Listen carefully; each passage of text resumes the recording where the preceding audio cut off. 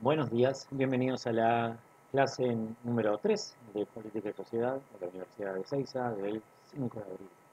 Con ustedes no, el profe de Historia no Maiten, acá tenía que decirlo alguna vez. Eh, Vamos a hacer una breve aclaración, que apareció ahí un comentario, está bueno tenerlo, que es, ¿cuándo sería el examen? Bien, estimativamente, recuerden esa palabra, estimadamente, ¿sí? Los exámenes son después de la sexta clase. ¿Sí? ¿Por qué digo estimativamente? Pueden caer eh, feriados, pueden caer paros, puede caerse la luz, puede caerse el gas o lo que sea, cualquier cataclismo. No es que es válido, pero hay cataclismos más válidos que otros. ¿Sí? Como por ejemplo, imagínense haber querido rendir examen el día de febrero que se cortó la luz, que hacía calor.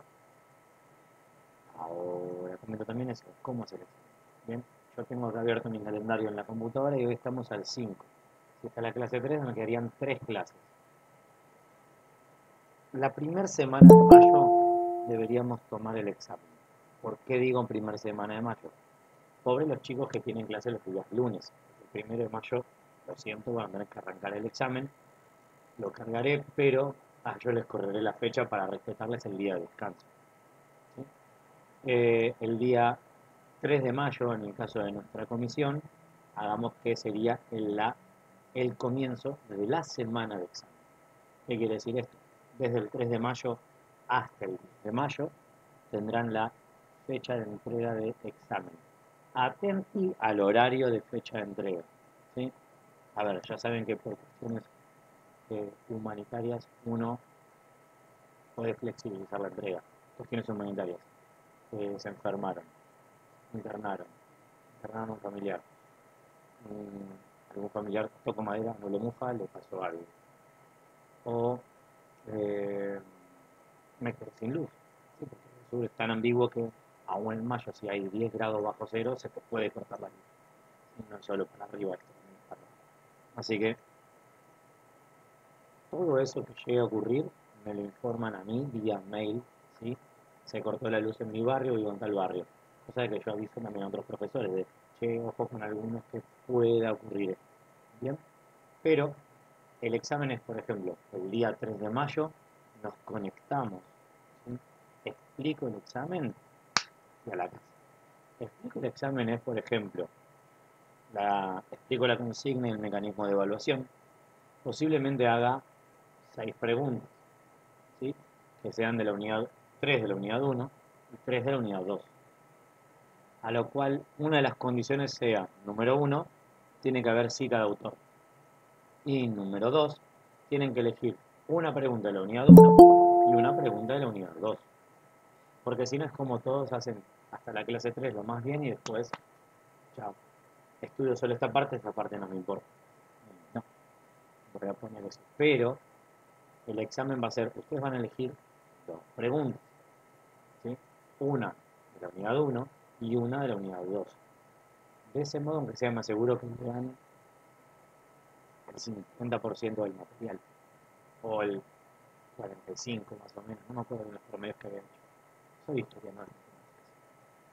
Eh, y el examen se entrega una semana, tiene un tiempo hasta de entrega hasta una semana. Es decir, que para hacer dos preguntas tienen 3 días para cada pregunta. Son 3 días que ustedes tienen que sentarse, que no los distraiga el aleteo de la mosca. ¿Sí? O sea, les puede distraer ahora. El día del examen no. Ahora les explico de nuevo. Corto acá y voy viendo el chat. Sí, Sofía, el examen sería a principios de mayo. A menos que me digan no, es la última semana de abril. Pero la mecánica seguiría siendo la misma, tienen una semana para hacer el examen. El examen va a constar de 6 preguntas, o sea, una por cada clase que tuvimos, una por cada texto que tuvimos, ¿sí? Pero ustedes van a elegir dos a responder. De esas 6, solo dos. O sea que cada pregunta vale 5 puntos si se responde. ¿Sí? Pero para que no me lean solo la unidad 1 y se me tiren una chanta con la unidad 2, lo incluyo yo, es la condición va a ser, número 1, tiene que tener cita bibliográfica la respuesta. Y número 2, tienen que elegir una pregunta de la unidad 1 y una pregunta de la unidad 2. O sea que no es necesario hacer las 6 preguntas. No, Lucio. Solo 2 preguntas van a tener que hacer referidas a textos de la unidad 1 y textos de la unidad 2. Así de sencillo. Eso sí, voy a poner un límite de extensión de hojas para que tampoco me suene a... ¿sí? Será más o menos 5 hojas como mucho. Sí, Camila, ustedes van a elegir las preguntas que más les resulte accesibles. Y para que algo resulte accesible tienen que llegar con la bibliografía leída. Cosita bibliográfica que más... Una consulta, profe. sí, Perdón. no, Natalia, dime. Pero de igual manera todas esas pautas van a estar escritas en el examen, ¿verdad? Como para recordarlas. Obviamente. O si no la anotaba. No, tranqui. Cuando presente el Ah, examen va a ser, punto número 1, tienen que tener una carátula identificando materia, estudiante, profesor y comisión. Eso es importante porque también han entregado otras comisiones y después uno como loco tiene que estar buscando en Ciudad Guaraní de dónde son. Y decís, no, espera, se lo paso el profesor a esa comisión y listo. Eh, Número 1 la carátula, la comisión. Número 2, deberán elegir 2 preguntas y responder. ¿Sí? Es como decirte, cuando vean el examen va a ser la pregunta 1, 2 y 3 será la unidad 1. 4, 5 y 6 la unidad 2. A lo cual dirá, por ejemplo, deberán elegir una pregunta de la unidad 1 y una pregunta de la unidad 2. O sea, entre la 1 y la 3 eligen una, entre la 4 y la 6 eligen otra. Punto 3. Deberá constar de una cita bibliográfica y respetar las normas APA, como también, por ejemplo, Times New Roman, lineado 1,5, tamaño de letra 12, fin. Y extensión máxima, 5 hojas me parece que es más que suficiente. 5 hojas puras, es decir, no vale contar ni la portada ni la bibliografía. 5 hojas que ustedes escriben, es como decir 2,5 hojas por cada respuesta. ¿Sí? También va a estar anotado, no se preocupen. O sea, que esté todo bien normalito, arreglado, así bien burocrático, fila 1, fila 2, fila 3, todo bien armadito, para que no, no, no quede nada librado a la interpretación. Bueno, son 5 hojas, pero si me paso una, no pasa nada. Porque se pasa una, que sea por exceso de conocimiento y no por, digamos, la guitarra en el Maracaná. ¿Sí? Aunque ya podemos decir no la guitarra del Maracaná, sino picarla como Di María en el Maracaná. Tenemos un Maracaná. Bien. Eh, Estimativamente la fecha de examen puede caer última semana de abril o primera de mayo. Ya veremos. ¿Sí? Tengo que encontrar el cronograma, pero no lo estoy encontrando. Así que cuando lo encuentre, comunicaré. Yo tendré esa facilidad de hacer virtual. No hay que ir a ningún lado. Si alguien de los aquí presentes no tiene dispositivo para rendir, mi sugerencia es que se acerque a la universidad. En la biblioteca hay computadoras, ¿sí? Están disponibles para ustedes, pero depende que ustedes vayan. La computadora no va a ir a ustedes van a ir a la computadora, ¿sí? Porque es complicado hacer un examen en el celular. Lo digo con conocimiento de causa, evalué en el secundario mediante celular y usando WhatsApp. Fue muy divertido porque era no podés volver para arriba. Esa es una condición que pusimos ahí, acá no. Y los chicos se desesperaron y es, no envías el examen hasta que terminas todas las respuestas. O pones, no sé esta respuesta y pasas a la siguiente. Fue muy divertido. Todo para demostrarles que estar todo el día en el celular es bueno. A los éramos, pero bueno, nos lo permitíamos. Sí, sí. Bien. Así que bueno, examen, estimativamente, fines de abril, principios de mayo, ya veremos cuándo y cómo. No se preocupen. Voy a consultarlo. Porque de hecho el sábado 22 tenemos una reunión de cátedra, así que a la mañana madrugaré y me preseiza. Si alguien me ve por ahí, hola, yo soy fulano, conocí a mi miércoles. Está bien, saludo y digo, ok, aunque sea no veo paraditos, porque lo recuerdo, si yo me pusiera en modo barca, dice que todos tienen que estar todos con cámara prendida. Y entiendo nada más a los que tienen telecentro. Ahí prendes la cámara y le da un patatús tremendo a la zona directamente, ni siquiera es a tu computadora o a tu conexión de internet. Es a la zona que generas como que telecentro se congela.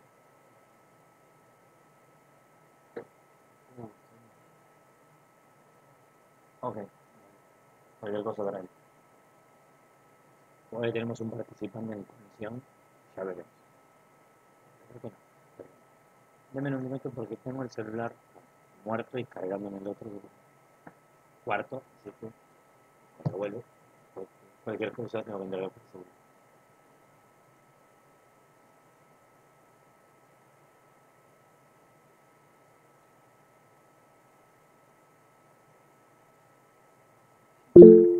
Ah, bueno.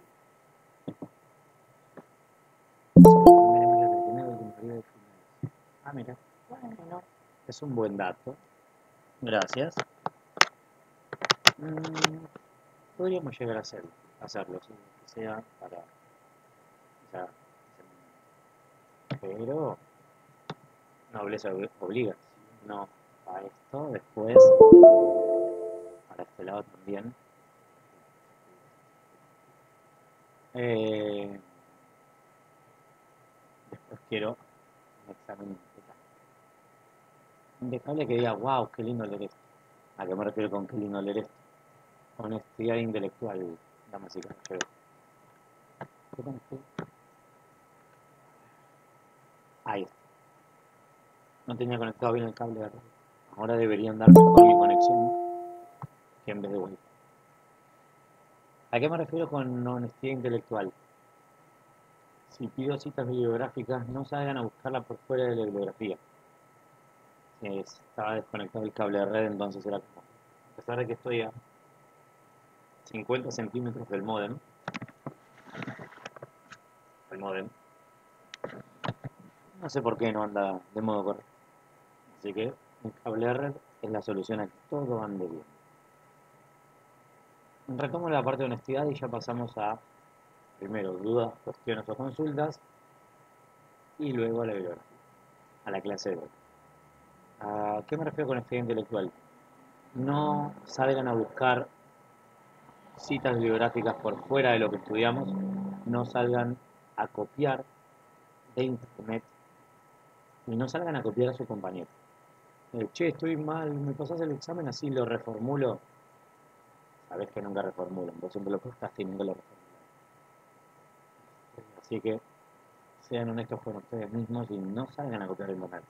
Que uno de este lado empieza a darse cuenta porque decís, che, hablame de esto. Y de repente decís, bueno, tenemos que hablar del auto azul.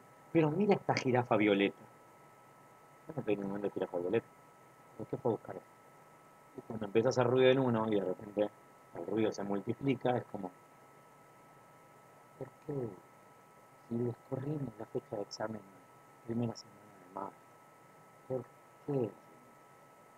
Yo entiendo que debe ser re gracioso el plan, pero este no se da cuenta. Además, el otro día leí una nota de la UBA de una estudiante re enojada con la profesora de política y sociedad, pero la UBA es sociedad y Estado, que decía, era re injusto, la profesora era, si no tienes un mínimo de hojas escritas, no te aceptaba el examen. Tenías que tener mínimo 3 hojas escritas. Y lo más raro de eso era que, por ejemplo, los que escribían 3 hojas, ok, tenían 7. Los que escribían más de 5 hojas tenían 10. Y fue así de en vivo porque un compañero cogió la letra de callejeros en un examen, se le puso letras de callejeros, respuesta, la letra de callejeros, respuesta, y se sacó un 10. A lo cual yo me quedé así como, qué maldad. O sea, como si la enciclopedia fue el mismo estudio, es decir, acumular conocimiento no hace que sepas.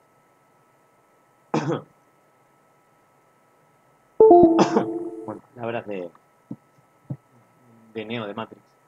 Ya sé Kung Fu. A ver, mostrame. Ya sé política y sociedad. A ver, mostrame.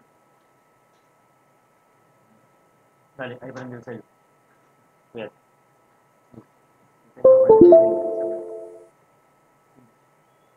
Bien. El link de presentación. Esperen que aprender el celular se me activa. Compartir y descargar archivos. No quiero.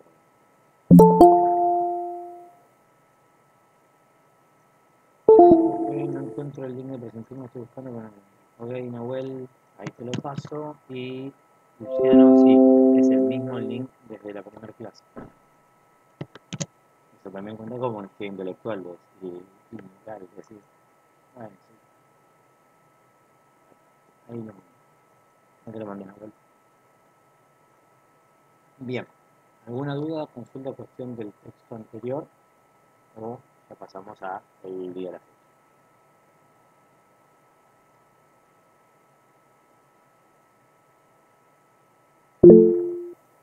Maxi, dime. Buen día, profe. Profe, le hago una consulta porque yo no tuve la clase anterior. No vi los temas que dio. ¿Me podría dar un pantallazo del texto que vieron? Bien, pantallazo. Conformación de la burguesía, origen, eh, desarrollo y consolidación. Llegan hasta el día de hoy, vienen del siglo XI, empiezan como pequeños terratenientes, devienen comerciales, luego en industriales, y cuando tienen todo eso armado dicen, saltemos a la política para que todo esto nos quede bien protegido, porque hay un monarca. Entonces empiezan los debates del liberalismo, es decir, un Estado liberal que tenga un respeto por la propiedad privada con un modelo capitalista. ¡Wow! ¡Qué rápido resumí 8 siglos de historia! Luego de eso, ese es el primer texto, que es la mentalidad burguesa. El siguiente texto es cómo se conforma un Estado. ¿Sí? No tiene un derroteo histórico, hablando de las primeras leyes en Medio Oriente, con el código de Hammurabi, las primeras leyes que se establecen. Después es una descripción, ese texto de Carolina Cunha, sobre los 4 modelos de Estado: absolutista, liberal, bienestar y en la era global. En el caso de Argentina, solo partimos de del 2, 3 y 4. ¿Sí? No tuvimos un Estado absolutista, porque no teníamos una monarquía residiendo aquí. Era con virrey, allá y nosotros acá. ¿Sí? Así que no es lo mismo. Podría parecerse, pero no es lo mismo. Es como decir, Boca no es lo mismo que un Boca de Chaco.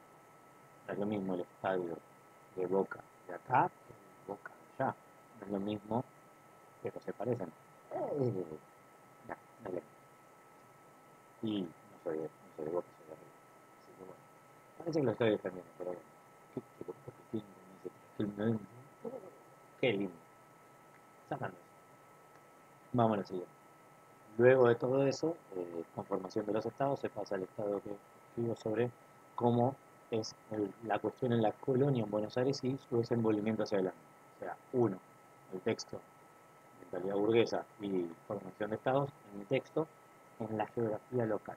Es decir, cómo Garay llega acá, le reparte tierras a los vecinos y esa cuestión hace que ya empiece una acumulación de capital.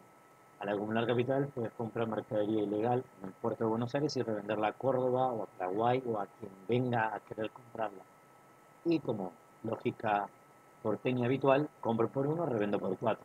Y si no, comparen tienda mía en Mercado Libre con el vecino. Todo bien con el vecino. Entiendo que me cobre caro el mouse, pero es como, ¿dónde habría que sacarte el pie a vos para que no cobres tan caro? Lo pienso en ese modo. Y pareciera que me despeino y digo, viva libertad, carajo. Pero es la lógica que uno siempre escucha. O sea, y si no, busquen en sus redes, no solo sociales, sino sus redes de amistades o allegados a su familia, y pregunten cuántos impuestos hay que pagar antes de abrir un local y después mensualmente. Es decir, carajo. Eso da a entender por qué el 40% de la economía argentina se maneja en negro. ¿Sí? Es decir, porque manejan, todos van a ver, no estoy diciendo que evadir impuestos esté bien, pero también debe haber algo dando vuelta. ¿Cuántas trabas hay para contratar a alguien? Uf, sí, sí, me gusta totalmente. Una vuelta veía un video de unos que decían, tenemos un local de venta de celulares, somos mi pareja y yo, y queremos contratar a alguien más para que podamos vender más porque nos está yendo bien. Dice, pero por ejemplo, para un puesto que era de 6 horas pagaban 50.000 pesos. No me acuerdo el año, pero creo que era post pandemia, o sea, 2021. Había bonos, etcétera, bla, que podían pagarse, pero dicen, de básico tenés 50.000. O sea, básico, y para arriba. Sí, no es que eso es todo. Pero, por ejemplo, decía, para que entiendan, por esos 50.000 pesos eh, no pasa nada. Eh, le contemplaremos esto que es grabado.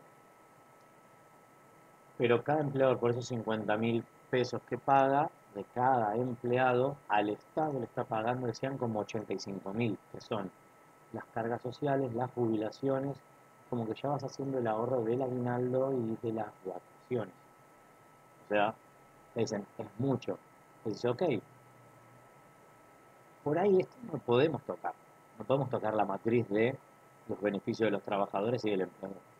Pero en el verano también escuchaba la noticia de un tipo que dice, quiero abrir una heladería en Córdoba.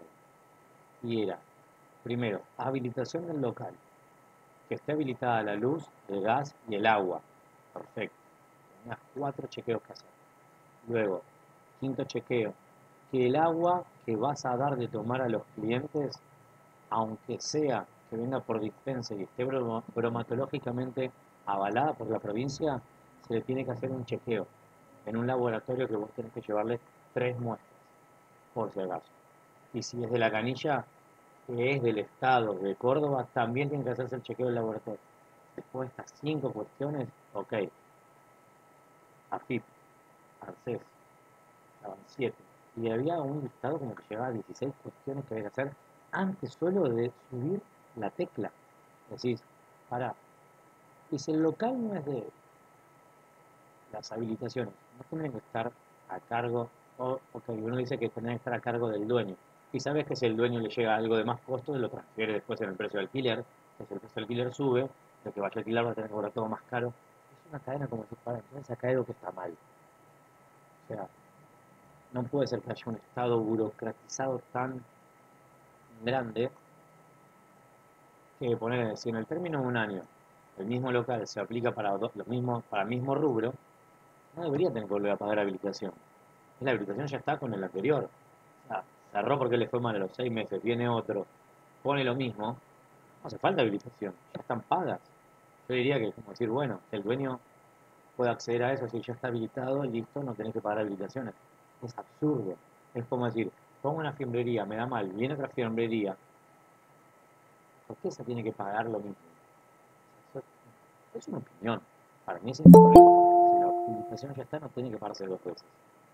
O sea, si querés, vos tenés que pagar 2 veces, ponerle el alta de la caja registradora en AFIP y la alta de trabajadores en ANSES. Pero habilitaciones comerciales que sean dentro del rubro, dentro del local, mismo rubro, lo veo como incongruente. No le encuentro la lógica. No voy a caer en la facilidad de decir una lógica recordatoria. Pero bueno, eh, esa lógica comercial que se maneja en la época de la colonia vino y nos llega hasta ahora. Bueno, esa lógica comercial hizo que con esa plata es como decir, yo a mi hijo le digo, él trabaja la tierra, yo me voy al puerto a comprar y vender mercadería. Cuando yo me canso, no hago el camino de la industria acá en Argentina. Como tenemos un espacio que acá en Argentina, en el territorio argentino entran 6 países de Europa, ¿sí?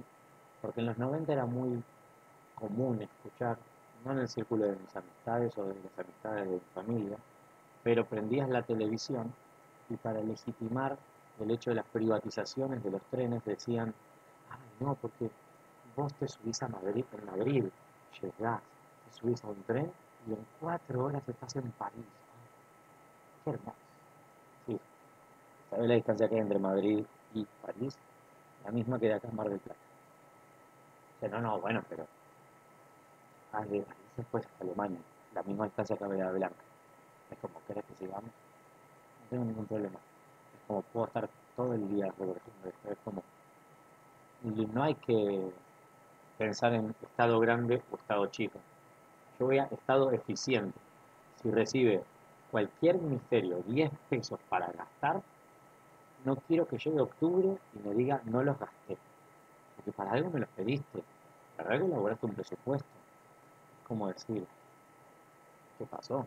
Puede ocurrir una eventualidad de, mirá, compramos vacunas y no se aplicaron porque la gente no se vacunó. Ok, ¿qué vacunas eran? Me decís, son todas las vacunas del calendario obligatorio. Y, primero, lo siento, me pongo como un estadio medio totalitario. Es como decir, ok, todas las personas que reciben un beneficio del Estado tienen que tener las vacunas al día. Porque lo dice así la ley, la AUH. Es vacunas al día, presentismo y cobras la AUH. Está en la ley. Así de simple. Este, eso va a hacer que una persona que tiene ese mínimo de vacunas necesarias no tenga que ir a usar el servicio público de salud producto de que le falta una vacuna. ¿Sí?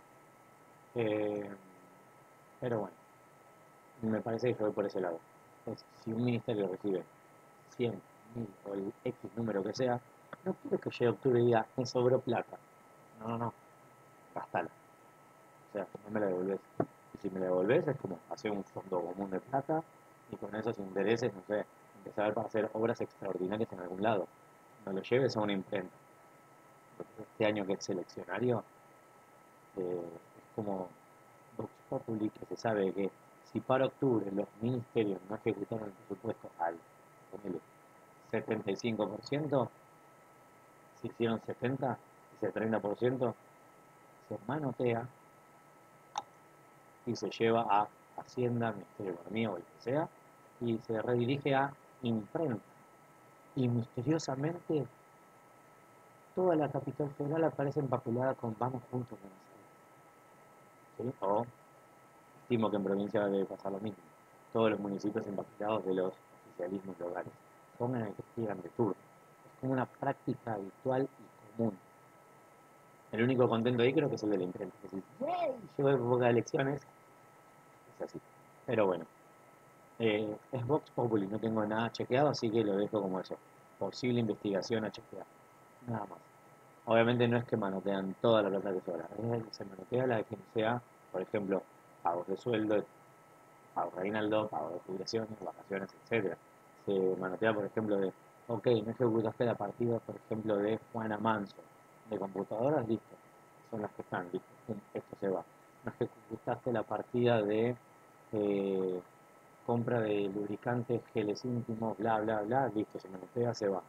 No ejecutaste la partida de algodones y gasas, pum, se va. A por ese lado. Pero bueno, de nuevo, debo chequear más las fuentes de información porque uno lo escucha actualmente. Vas a un ministerio y lo escuchás y los empleados te lo dicen todos en los récord. Así que si alguien quiere agarrar la posta y ver esto, que lo haga. Y si no, no hace falta ver la publicidad así como así. Hoy hay algo más fácil, se llama YouTube. ¿Sí? Fíjense con qué frecuencia van a empezar a aparecer todas las propagandas, publicidades sobre estamos haciendo esto en tal lugar, estamos haciendo esto en tal lugar. Esperen que estoy chequeando una cosa porque a mi señora le avisaron que se fue, el niño se golpeó y tiene un chichón en el jardín. A eso me refería donde posiblemente tengamos un invitado extraordinario en la clase del día de hoy, salvo que deba retirarme para llevarlo a la guardia y ver que no sea nada peligroso. Está abierto, está cargado, raro, listo. Esperen que lo explico, todo ok.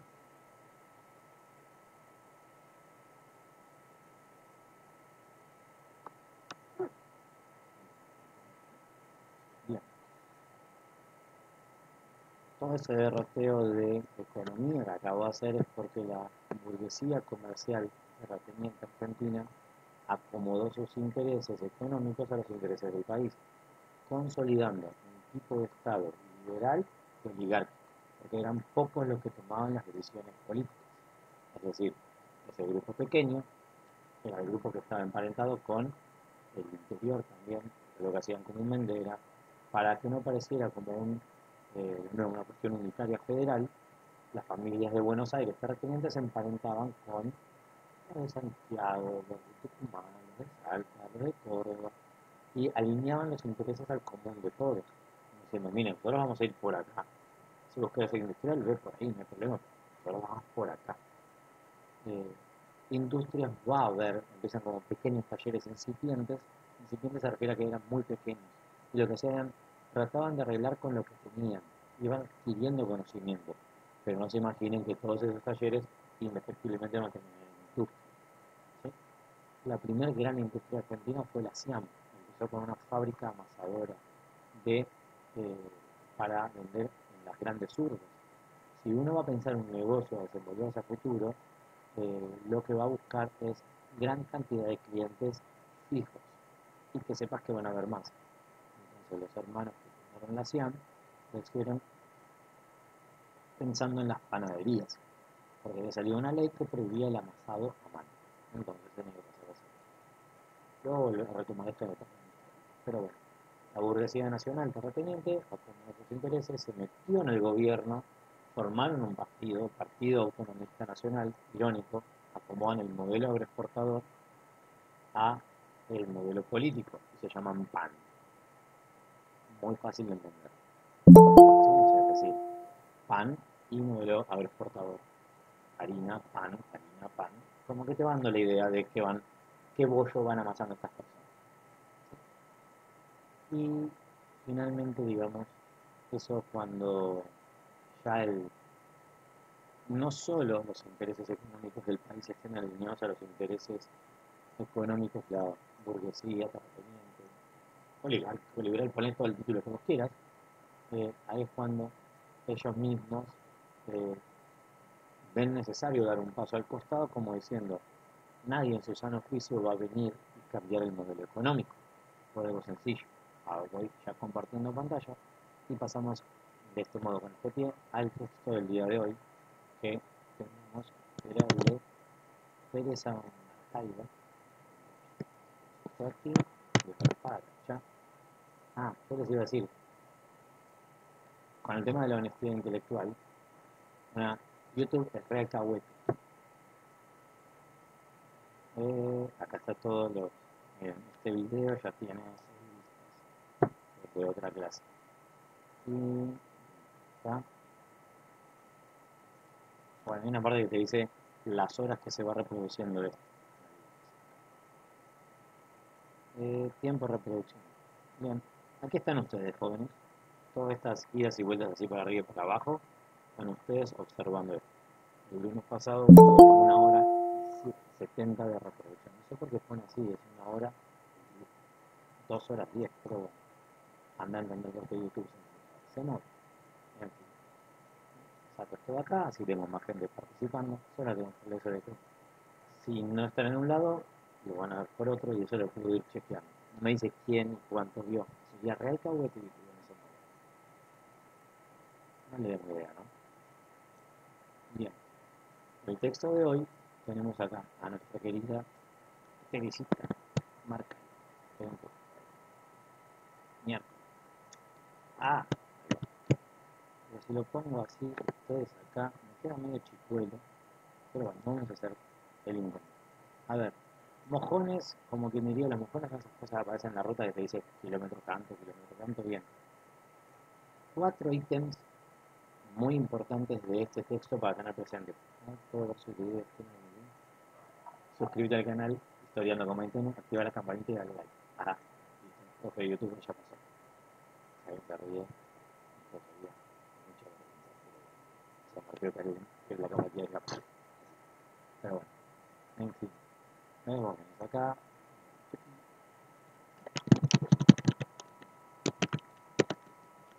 En esta zona la marca. Ya que está primero.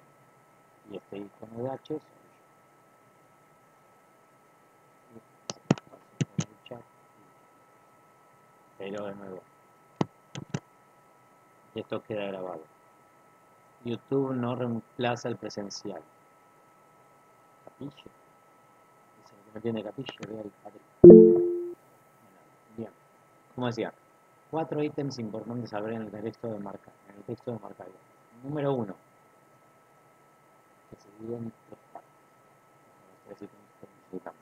La relación del radicalismo con clase obrera, clase media y con los pequeños chacareros o trabajadores rurales. Esas 3 cuestiones son importantes. Clase media, clase obrera y trabajadores rurales. ¿Por qué? Porque son su base política, donde se nutre, ¿sí? De donde está, donde emana su poder político y suben al gobierno. Esas 3 cuestiones y el punto número 4 es un punto de inflexión, si quieren, como para comparar, porque el texto de Marcaida arranca con la presidencia de Irigoyen, mostrando cómo, ¿sí? Irigoyen gobierna en desventaja. ¿Por qué? Porque si bien el radicalismo en 1916, producto de la ley Sáenz Peña del voto secreto, universal y obligatorio, accede a la primera magistratura, es decir, a la presidencia, no gana la mayoría parlamentaria. Así que cualquier proyecto de ley que presenta Irigoyen, a la casa, ¿sí? A lo Messi, anda para allá todo el tiempo, ¿sí? No hay mucha vuelta más que darle a eso. La primera hoja, digamos, nos va a plantear la cuestión de cómo es el origen del radicalismo. Primero que me decían que fue la Unión Cívica con la Revolución del Parque en 1890, en la zona que hoy conocemos como el Teatro Colón.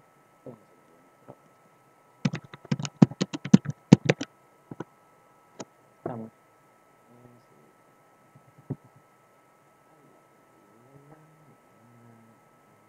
La baja. Acá, Teatro Colón.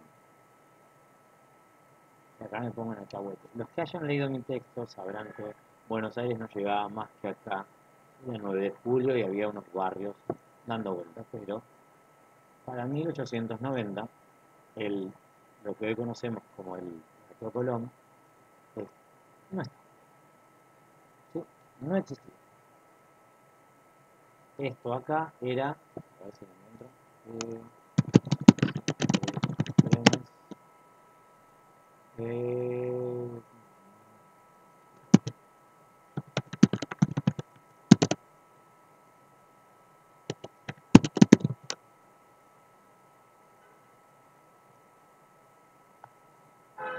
donde estaba el Teatro Colón, antes estaba esta, la primera estación de trenes que unía a Buenos Aires con La Floresta, o Flores, ¿sí? Fue el primer recorrido de tren. Ahí podemos ver diferentes fotos de los vagoncitos que teníamos. La porteña se la llamó bien autóctona y local, al primer trencito que recorrió toda esta zona de acá, ¿sí? El ferrocarril del oeste, ¿sí? Agosto de 1857. Quiero ver eso. 1857, 30 de agosto de 1857. ¿Sí? O sea que en el texto hay una foto de la locomotora recorriendo, etcétera, que se muestra que estaba Mitre, Giza, un montón de personas viajando en el viaje inaugural. La típica, el viaje inaugural no viaja al pueblo, viajan primero los que lo hicieron. ¿Cuál es este? Si los beneficiarios son otros. Bien, entonces, en 1890 esto no estaba, había una zona de trenes y un pequeño detalle en moja orejas de la historia argentina que quiero mostrarles. Acá está el Colón. El Teatro Colón también alberga una particularidad. Toda la zona de acá pertenecía a una familia que viene de la época de la Revolución de Mayo, a la familia Dorrego. Dorrego, ¿recuerdan por quién fue ajusticiado? Empezó la cuestión de la guerra fratricida entre unitarios y federales. Si no lo recuerdan, no pasa nada. Pero el detalle que quiero marcar, quiero ver, ahí está. Ah, no, está mirando para el otro lado. No esperen que sea Dorrego. Este muchacho que está acá es Juan Lavalle, el que lo mató. Hablemos de cómo a la historia argentina le encanta mojar la oreja, hacer así, muy años, como dice un chico de YouTube. Es decir, en el solar de la casa de los Dorrego te pongo la estatua del que te mató. Dorrego tiene una estatua muy hermosa en la ciudad de Buenos Aires, ¿sí? Pero no, no está acá. La estatua de Dorrego está más para el lado del microcentro, está como por esta zona de por acá, no me acuerdo bien ahora, tendría que ubicarlo. O más por acá, por Torcuato Aguiar, creo que no me acuerdo. Después la busco. Pero bueno, toda esta zona de acá tampoco existía así como plaza, era un parque de artillería.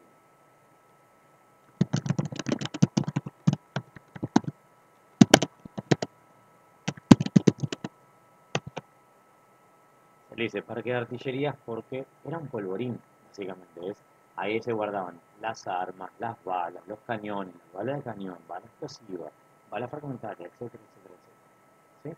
Bueno, si va a hacer una revolución, la Unión Cívica Radical consideró que había que hacer una revolución para sacar el poder de Juárez Selman, que tenía el poder concentrado en una sola persona, el Comunicato. Si bien pertenecía al Partido Autonomista Nacional, y era el cuñado del expresidente Julio Argentino Roca, no estaba haciendo las cosas como el Partido Autonomista Nacional quería. De hecho, endeudó por demás, no sé a qué se refiere con esa palabra demás, pero es como endeudó por encima de los límites establecidos a la Argentina, con lo cual se conjugaron en 1890 una baja de precios internacionales de los bienes exportables de Argentina, con lo cual vas a recaudar menos. Como recaudaron menos, pidieron más crédito para pagar el crédito que no podían pagar y eso generó un ciclo de deuda que llevó a uno de los defaults de la historia argentina. ¿Sí? O sea, default del Estado argentino, de cesación de pagos. Entonces esto va a terminar con que Juárez Selman salga eyectado del gobierno y asume el vicepresidente Carlos Pellegrini, que reordena la crisis de deuda, pacta con los revolucionarios, es decir, una especie de amnisticio, se los libera y con la promesa de que se va a convocar a elecciones libres. ¿Sí? Ahí se genera una fracción, porque decían, pará, promesa de elección libre, empecemos ahora. Dicen, no, bueno, falta sacar una ley, que esto que lo otro, no lo hacen. Ahí se fractura la Unión Cívica en dos. La Unión Cívica de Mitre, que acuerda y encima a Mitre le dan, lo compran, un puesto político dentro del gobierno. Y voy a chequear bien eso, porque en los libros lo dice, pero no dicen qué cargo ocupó. Así que puedo poner Mitre 1891 a ver dónde estaba parado. Y después, por el otro lado, quedan Alem e Irigoyen. Alem, que es el tío político, y creo que está emparentado de sangre con Irigoyen, el futuro primer presidente electo con la ley Sáenz. Fíjense cómo está todo reducido en un grupo pequeño de familia, siempre. Entonces, terminada la revolución del parque y ya cuestionado el poder de la oligarquía, se empieza a considerar la ejecución de una nueva ley de voto secreto universal y obligatorio. Que como digo, hubo mujeres muy valientes que decían decir, yo quiero votar. ¿Por qué? Como dirían los memes de YouTube. ¿Por qué quiero? Porque puedo y porque se me antoja. En realidad por otra cuestión. Lo que la ley no manda no es delito. Traducción. Echar la ley, echar la trampa. La ley decía, votan eh, los jóvenes mayores de 18 años, argentinos, bla, bla. Pero toda la ley, y la leí, no se imaginen que son los grandes eruditos escribiendo leyes de 8.000 artículos, leyes cortas, cualquiera la puede leer, y en ningún momento de la ley establece que la mujer no puede votar. Entonces, si ese artículo no está escrito, un par de mujeres, aparte decía, no solo que no puede votar, sino que no puede ser electa. Entonces, hubo mujeres que se presentaron como dentro de listas de partidos políticos. No me acuerdo si fue dentro del socialismo, que hubo una mujer que estuvo a, como te digo, 5 votos de entrar en la Cámara de Diputados. Eso la verdad que, como digo yo, hubiera sido algo muy interesante, porque si sacas una foto de arriba, en San Medio Luna del Congreso, ves a todos de traje negro, moñito, galeras o bigote hipster de la época, y un vestido blanco, o un vestido negro y su gorro. Para, y esto, o sea, y hubo mujeres que no solo se postulaban a cargos políticos, sino que presentaron recursos de amparo ante la justicia para decir, lo que la ley no manda no es delito, no, eso es correcto, es perfecto, pido votar, pero ante cualquier cosa que me puedan impedir el voto, usted me tiene que dar un amparo. Ok, al lugar, amparo. Esas mujeres fueron a votar. Sí, o sea, y el presidente Mesa no le queda otra que aceptar el voto. porque si no incurría en un delito él, porque la ley no dice la mujer no vota. Entonces, si no dice eso, no puede negarle el voto, y por otro lado, si tiene un amparo judicial con la firma de un juez, menos le vas a negar la capacidad de votar, porque ahí sí vas preso vos como presidente. Bien, pasado este momento del texto de que hace todo este recorrido de Unión Cívica Radical, ¿sí? Vamos a ir llegando a la primer presidencia de Irigoyen. Que de nuevo, esto, el título dice Ascenso Radical y la ampliación de su base y del apoyo social. El apoyo social es lo que te da la capacidad de entrar a ser presidente. ¿Sí? ¿Cómo decir? Si cada uno de ustedes tiene que buscar una base electoral, la va a buscar lo más amplio posible. No va a decir, bueno, yo quiero que me voten los comerciantes de Buenos Aires, de Córdoba, Rosario y Mendoza. Es un público chiquito. ¿Sí? Es decir, bueno, esto más. Quiero los sectores de pymes, quiero los sectores de campo pequeño, quiero los sectores de jornaleros pequeños, de pequeños trabajadores que no llegan a fin de mes. Entonces, ¿quieren votarme? Ya ampliaste la base electoral, entonces es una buena intención de voto. Eh, la base del voto radical, como decía antes, es, por un lado, la clase media urbana. Este ítem va a ser importante porque la clase media urbana va a peticionar, empezando en Córdoba, en 1918, va a peticionar la reforma de los planes de estudios y el sistema de gobierno de las universidades, lo que se conoció como la reforma universitaria. Auspició la introducción en campo profesional este año, o lo hicieron conmigo, hubo un video que vimos que lo mostrábamos, todo el camino recorrido de la universidad en Argentina. La más vieja es la de Córdoba, le sigue la de Buenos Aires en 1821. Pero la de Córdoba tuvo que actualizar los planes de estudio rápido, porque todavía mantenía un modo medieval de cómo enseñar. Es decir, había carreras clásicas, que eran las que corresponden ser enseñadas, y nada más. Pues estamos entrando en el principio del siglo XX. Los conocimientos de química eran muy necesarios. ¿Para qué? Metalurgia, o sea, la metalurgia que es la siderurgia y la petroquímica, para poder saber de esto que puedo sacar del petróleo. Ah, nafta, diésel. Ah, mirá, sale gas. Ah, mirá, sale para pintura. Ah, mirá, sale para plásticos. Es infinita la cantidad de cosas que se sacan del petróleo. Bueno, no infinita, pero es un listado bastante largo que decís, nuestra vida hoy, siglo XXI, si no hubiéramos tenido esos conocimientos de petroquímica allá en 1918, no estaríamos donde estábamos hoy. O sea, por ahí seguiríamos haciendo pinturas con plomo, y más madera que eran cosas cancerígenas a fuego.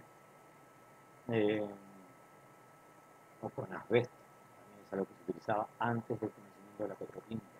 Oh, y eso producía cáncer. En la ciudad de Buenos Aires hay paro de subtes rotativos una vez a la semana de 1 o 2 líneas por el tema de que todavía hay eh, trenes que circulan con asbesto, no para los pasajeros, no eso, pero sí para las partes funcionales del tren, o sea, para los trabajadores que están en taller y tienen que meter la mano, pero bueno, se les complicaba, ¿sí? O sea, les producía enfermedades demasiado grandes. Pero bueno, en este caso, con el ascenso social, lo que hay que ver es cómo se maneja el radicalismo con sus bases. Cuando la clase media peticiona una reforma, Irigoyen accede a eso, a la reforma universitaria, saca al rector, hace las reformas, muy avasallante en cómo lo hace. Una de las críticas que van a notar a lo largo del texto va a ser la cuestión referida a eh, cómo se manejaba el hecho. Perdón, estoy poniéndome así para poder impostar mejor la voz y no cansarme las cuerdas vocales. ¿En qué sentido? En el sentido de pensar que cada vez que hay un conflicto, el presidente va a intervenir directamente, eso genera un quiebre dentro del radicalismo, pensando que es muy personalista su modo de hacer y que no es correcto. O sea, para algo elegís un ministro, un secretario y todo un aparato burocrático que tenés que hacer que trabaje. ¿Sí? Si un jefe está trabajando, hay algo mal en ese trabajo. Si un jefe no está trabajando, algo bueno está pasando en ese lugar. ¿Sí? Ese personalismo se lo critica el radicalismo y en 1922 va a haber un cambio de gobierno, pero manteniendo el radicalismo en el poder con Marcelo Torcuato Tagliaferro. ¿Sí? Eh, pero no me dio la vida, porque tengo que hacer dos ítems anteriores a eso. Acá en el texto tenemos el primer gobierno de Irigoyen, en la hoja 6 va a ser todo el relato de cómo funcionaba el gobierno. Esperen un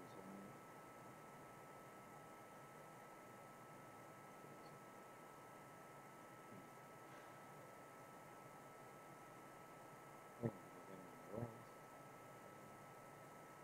Llegó. Bueno, voy a reiterar esto.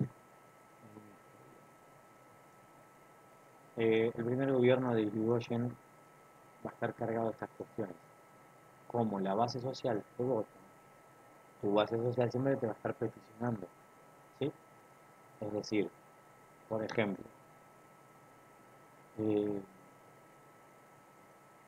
el contexto actual de Argentina hace que las bases eleccionarias del partido de gobierno haya llevado a que si no me veo que lo que me prometiste se cumplió, voy a estar en la calle peticionándote, ok, dame algo para que pueda cambiar mi situación, que dijiste que ibas a cambiar y no pudiste.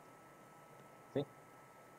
Eh, no digo por eso hay piquetes y es 1 más 1 es 2, ¿sí? Porque hay piquetes por mil cosas y hay que analizar a cada uno en su contexto. ¿Sí? O sea, no voy a entrar a, ni a justificar ni a estudiar el porqué de los piquetes. Para eso tengo compañeros que son sociólogos y que lo hagan y que me informen. Pero tampoco me dejo guiar por la caja boba, por lo otro, pa. Porque acá reprimir y acá no. Porque reprimir está mal, punto, no importa dónde. Sea que lo haga acá o allá. Pero bueno. Bien, un ítem importante de el radicalismo va a ser acá en el primer gobierno de Irigoyen, tema de política agraria. Esperen que está entrando mucho ruido y quiero cerrar la puerta.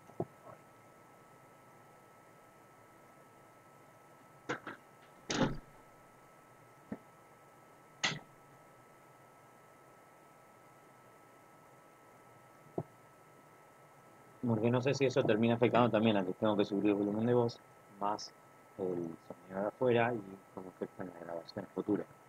Pero bien, la política agraria que va a desempeñar Irigoyen va a ser, no se cuestiona la tenencia de la tierra, no se va a proponer una reforma agraria, sí se va a proponer legislar algunas cuestiones como eh, cuánto es el contrato mínimo de alquiler, cómo se alquila, cómo se recibe la tierra y cómo se debe entregar. ¿Sí? Aquí justamente en la hoja 6 viene un derroteo de las cuestiones, digamos, importantes que va a tener Irigoyen. ¿Sí? Pero pensemos esto, Irigoyen sube en 1916, en el contexto del mundial, en Europa, se está dando la Primera Guerra Mundial. Eso va a generar un problema económico en Argentina. Si bien los textos siempre se dicen, bueno, por esto Argentina acumulaba divisas, sí, pero había un cuello de botella. Para los de logística o gestión portuaria, acá los achico un poco, o no aéreo porque no existían todavía, pero, y para los de comercio internacional, ¿sí? Este es otro momento de la historia que se genera un cuello de botella, porque vos tenés todos los trenes llegando a Buenos Aires a almacenar los productos para exportar, y sin embargo, no tenés la misma cantidad de barcos viniendo para poder sacar tu producción, porque todos los barcos están abocados al Atlántico Norte, a ir de Estados Unidos a Europa, Estados Unidos a Europa, y de Inglaterra a Europa, Inglaterra a Europa, Inglaterra a Europa. Estás ahí. Entonces, los pocos barcos que vienen para acá, apenas llegan, al día y medio ya están cargados con su ruteo correspondiente y despacho. Fin. Se sigue acumulando mercadería. Eso va a ser ese cuello de botella también genera un parte de baja de la acumulación de divisas en el Banco Central. No existe el Banco Central, es una acumulación de divisas en la Argentina. Porque vos esperás acumular más y más rápido, pero va más lento. ¿Sí? Por un lado, Irigoyen lo puede impulsar, entonces acá tenemos la creación de la Marina Mercante. ¿Sí?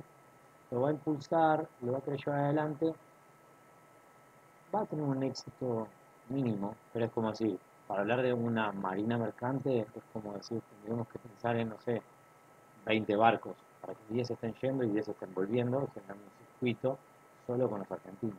Eso te baja el costo de flete, te hace ahorrar divisas a vos, pero no va a tener un éxito rotundo. ¿Sí? De hecho, bien acá dice, la creación de una Marina Mercante Nacional definió por Irigoyen como un paso importante hacia nuestra independencia económica, intentó suplir la falta de bodegas que afectaban al comercio internacional. Otro de los fines perseguidos era el de diseñar una política comercial más independiente de las decisiones de las grandes empresas extranjeras de transporte marítimo. Logística, acá tengo algo para ir estudiando, ¿sí? Como así, cómo está la situación hoy de las exportaciones argentinas. ¿Dependemos siempre de bodegas extranjeras o tenemos marina propia? Punto suspensivo. Lo dejo así, hasta lo podrían hacer vinculándose con comercio internacional, hacer una tesis global, ¿sí? Y todas esas cuestiones. En el caso de gestión aeroportuaria también puede entrar, enfocándolo a, por ejemplo, bodegas de aerolíneas, si hacen comercio interno, mueven mercadería, costo de flete, ya, si se hace más redituable o dinamiza economías regionales como el AVE, líneas aéreas del Estado, hacen vuelos más de, no sé la palabra, vuelos de fomento. ¿Sí? Después tenemos una nueva política en materia ferroviaria y portuaria. Tendría que lograr la centralización y limitar la expansión de futuras de los intereses británicos. Junto a ellas, el poder contralor ejercido por el gobierno sobre las cuentas de capital de las empresas ferroviarias busca eliminar sus abusos en materia tarifaria. Traducción de esto. En la época de Irigoyen se va a atender una vía férrea conocida como el Belgrano, ¿sí? Va a empezar Irigoyen y la va a terminar Perón, que lo que buscaba hacer era alentar la competencia tarifaria. Porque si, por ejemplo, yo soy Irigoyen, tengo a Agustina acá arriba y arriba Natalia. Si Natalia es de capitales franceses y Agustina es de capitales británicos, lo siento, ahí, ellos dos se ponen de acuerdo en la tarifa, y todos ustedes que son productores, ni pingo van a poder reclamar la palabra, porque ellos forman el precio. Ahora, esa arbitrariedad en los precios va a hacer que el Estado diga, ok, entonces vamos a poner una línea nosotros que corra en paralelo a la de Agustín y la de Natalia para fomentar el comercio. ¿En qué sentido? A ver, yo voy a hacer esto. ¿Qué costos analizo que tengo? ¿Cuánto me sale el carbón? ¿Cuánto sale el salario? ¿Cuánto tiempo tarda de Buenos Aires a Rosario? Ok, perfecto, bien.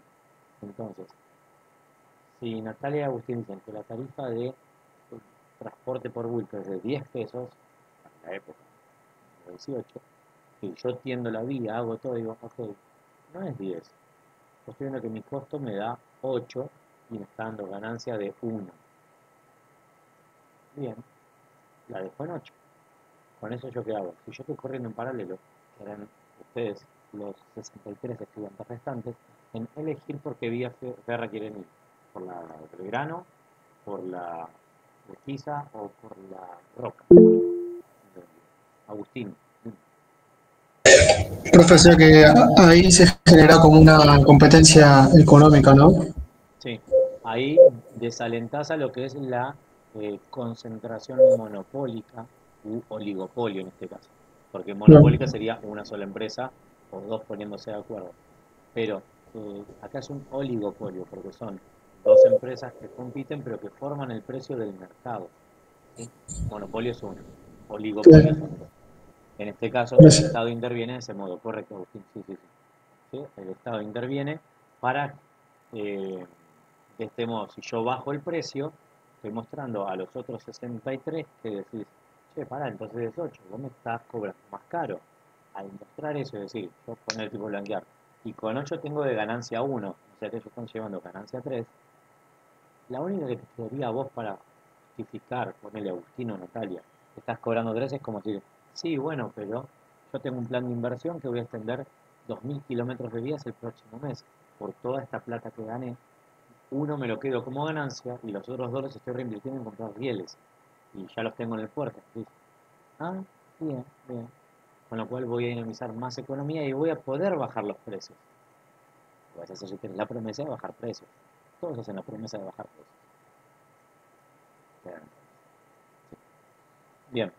Pero eso justamente es para empezar a controlar la formación de precios, porque si ponemos a pensar, acá tenemos un origen de también de que las divisas no es que se fugan, pero se remiten a sus casas matrices. Porque siempre está de moda decir, hay fuga de divisas. Hay fuga de divisas siempre, pero porque nuestra economía se maneja de ese modo. A ver, siempre la va a haber. Y no pensemos en un ahorrista chiquito como nosotros, decir, che, solo para joder quiero comprarme 50 dólares. Va, ¡pum! Soy un jodido. Fuga de divisas es que, por ejemplo, una empresa venga a la Argentina, se le dé como condición que pueda girar el 100% de su capital a su casa matriz en la moneda de origen. Traducción. Agustín, Matías, he levantado la mano.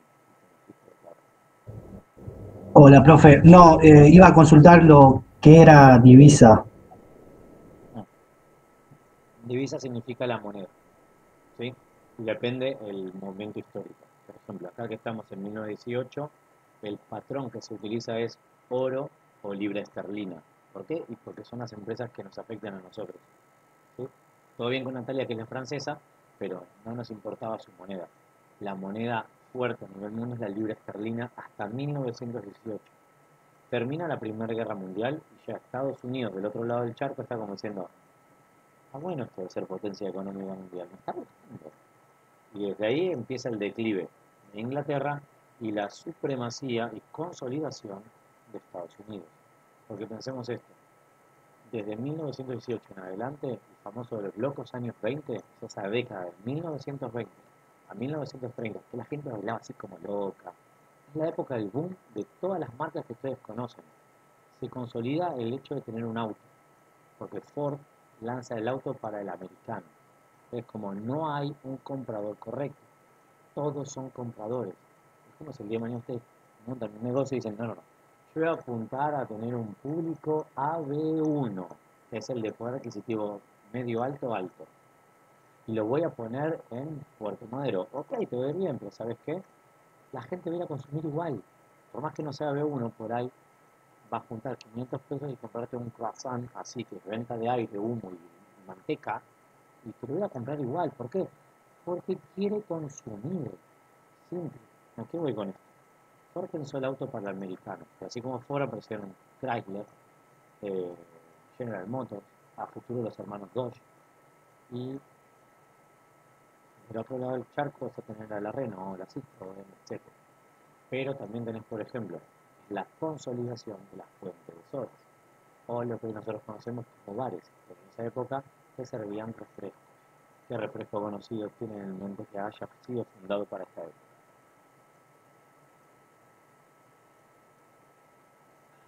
Es el Tigre,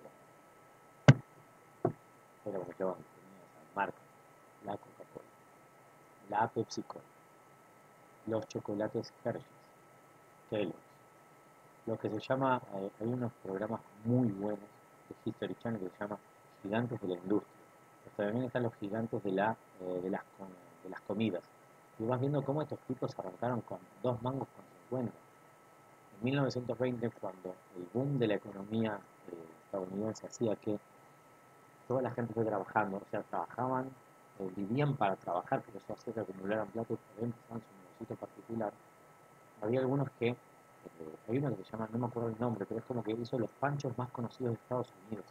El tipo vio que era una comida económica, barata, fácil de llevar para cualquier persona, la podías hacer en cualquier lado de todo Nueva York, y podés estar vos con tu carrito en cualquier lado.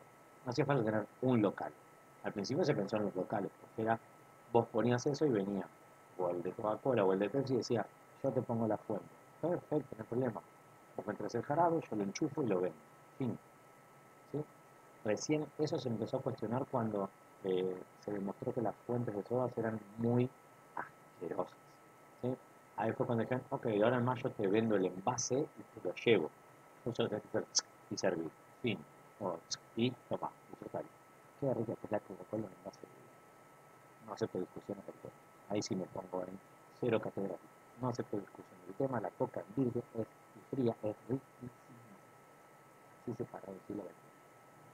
Bien, Pero ese boom de años 20 en Estados Unidos hace que demande productos y comidas. ¿A quién viene a comprar? Argentina.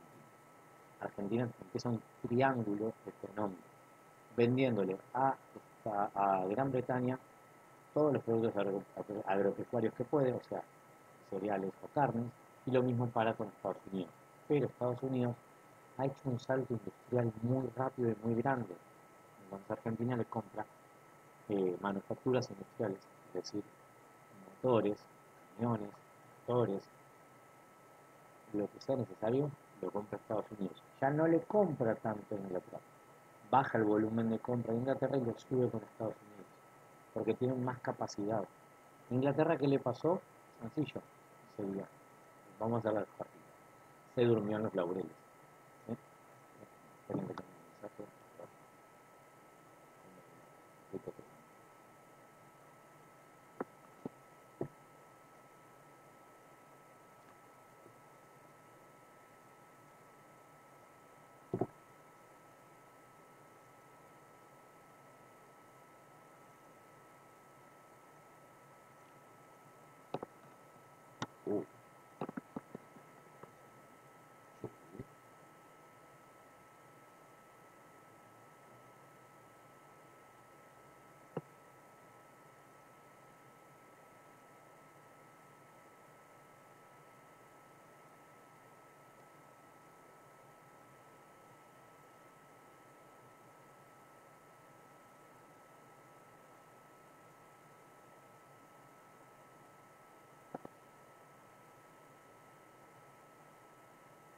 Perdón, ya estoy con esto.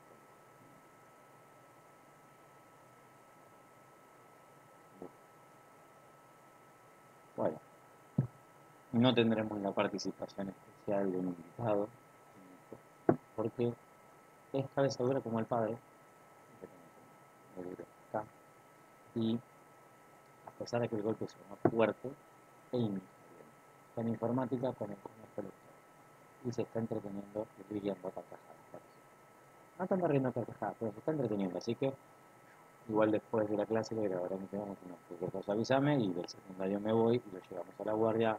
Hola, radiografía, el índice de un golpe en la cabeza para los que son padres sangre complicado y yo le digo con doble conocimiento de causa.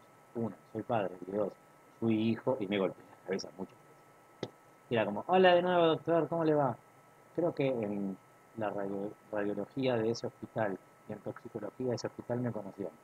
Una vuelta me agarré una tableta de aspirinetas y dije, son ricos.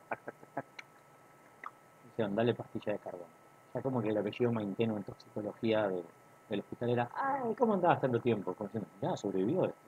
Yo creo que si paso hoy por ahí digo, hola, soy Mainteno, debe tener una placa ahí diciendo, se llama Mainteno, tiene tranquilidad, ya sabemos cómo es el hijo. Es decir, vos sos el hijo, sí, sobreviviste, mirá vos. Eso que dice uno, mirá, y ese es el mejor, la evolución de su familia, es eso. Wow. Bueno, yo me las mandaba. Eso, o que me corté y bueno, etcétera. Típicos accidentes de niños. Pero bueno, volviendo acá. Para aclarar la última idea de Matías, divisa es eso, la moneda, digamos, dominante de la época. Así que como para traerlo a terreno actual, ¿cuál es la divisa que hoy domina la economía argentina? ¿Puede ser el dólar, profe? Correcto. ¿Ven? O sea, divisa igual moneda hegemónica, si quieren poner. Eh, Alguno puede decir, bueno, sí, pero está el Bitcoin. Sí, pero el Bitcoin ¿cuánto vale? $35.000. O sea, el dólar es como todo lo que vos quieras, serás Bitcoin, competime, pero seguís dependiendo de mí. No es que, no, hay estados que han dicho, vamos a alargar nuestra moneda, y esto y lo otro, pero ¿bajo qué respaldo monetario? ¿Sí? Es como, las economías mundiales hoy, hay tres ejes fuertes. Estados Unidos, Unión Europea y China. Son las tres economías fuertes así de monedas con peso económico. China por la cantidad de inversiones que puede hacer a nivel mundo, ¿sí? La Unión Europea porque es una economía sólida y estable, al igual que Estados Unidos. Aunque Estados Unidos tiene sus vapuleos, pero bueno, es normal. En este siglo XXI, uno estornuda y todo se resfría. Y si no, a las pruebas me remito, señor juez, corrido. Bien. Pasado este momento, lo último que hay que tener presente que quiso impulsar Irigoyen y no lo logró, que es eso, política de autoabastecimiento energético, temas como petróleo y fuentes hídricas de energía. O sea, esto que figura acá en la hoja 8 de Irigoyen aquí, ¿sí? Ténganlo presente porque es como todo esto lo va a tomar Alvear en 1910 y decir, qué buena idea de plataforma de gobierno. Pum, y lo hace.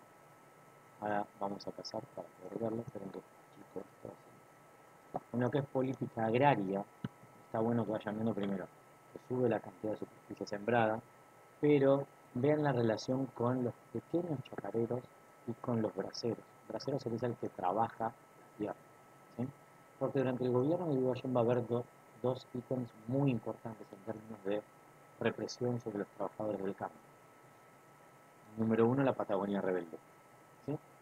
Cae el precio internacional de la lana y todo lo que es la Patagonia, que es territorio federal, eso es importante mencionarlo, depende de las políticas centrales del Estado Nacional.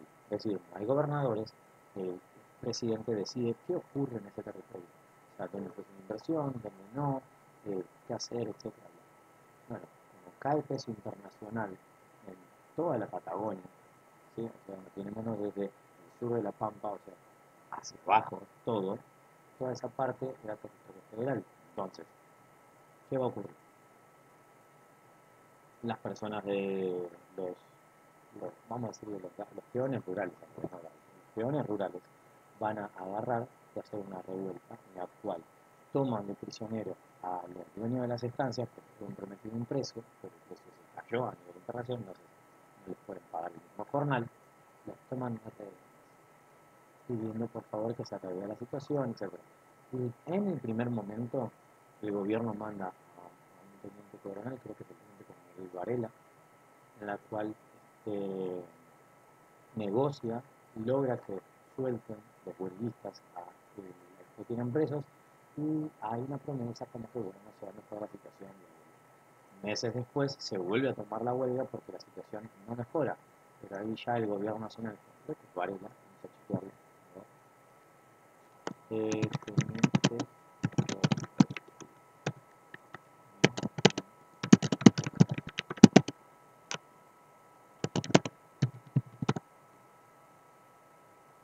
Teniente Coronel Varela. De hecho, tiene una estación de tren, no dice Teniente Coronel Varela, pero hay una estación de subte en la capital federal que se llama Varela.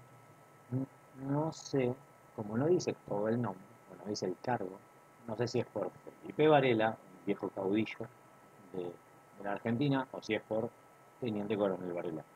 No sería raro que fuera por esta persona, porque justo tenemos Teniente Coronel Ramón Falcón y se cruza con Varela, acá en el barrio de Flores.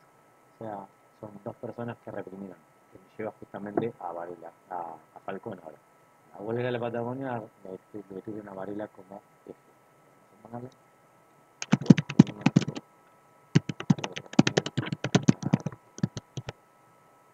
Ahí lo tienen, ese tachón así que se puede ver. ¿Ven? Son todos bigotes hipsters, estos se creen modernos ahora y esto viene en 1920. Acá es una recreación de cómo fue que la justiciaron, ¿sí? Pero en la película,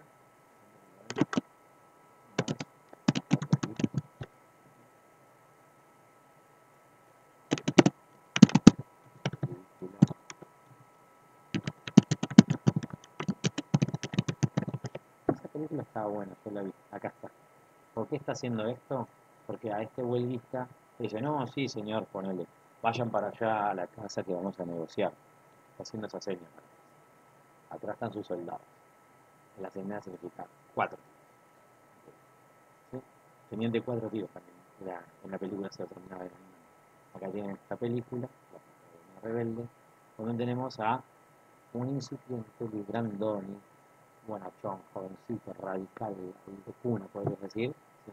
Pepe Soriano, que fue a mi colegio secundario, Héctor Alterio y acá,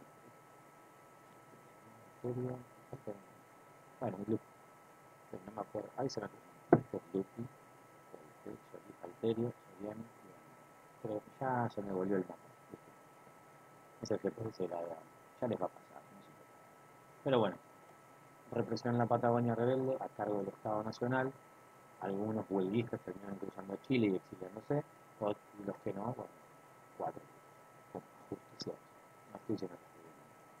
Un dato curioso, con Varela, ahora cuando lo veamos, en 1919 en la ciudad de Buenos Aires hubo una revuelta, ¿dónde? Fue en el sur de la capital federal, porque la capital federal, los estudiantes, era como el pequeño centro industrial de la ciudad de Buenos Aires. ¿Por qué es importante esto? La mayoría de los obreros se radicaban en la zona sur de la capital federal, como estaban los talleres, los industriales estaban acá. A su vez, piensen en una comida barata, rápida, que pudieran hacer en 1920 para una gran cantidad de personas que caen a tu local de comida. Y por si acaso, no vale decir asado. Piensen en alguna comida, yo escuchamos esto y lo digo. Locro. No, todavía no. Está buena la idea, con el frío que está viniendo también, pero todavía no. Piensen en otra comida.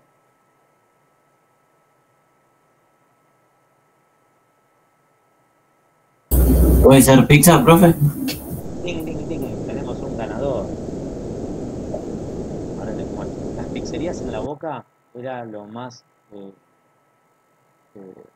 habitual para ir a consumir. A ver, esperen que este chaboncito no se me quiere mover. ¿Se tiró?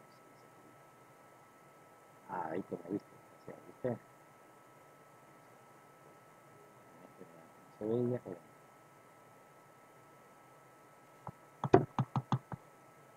Yo sé desarrollo de software que por más que toque rápido no va a funcionar, pero...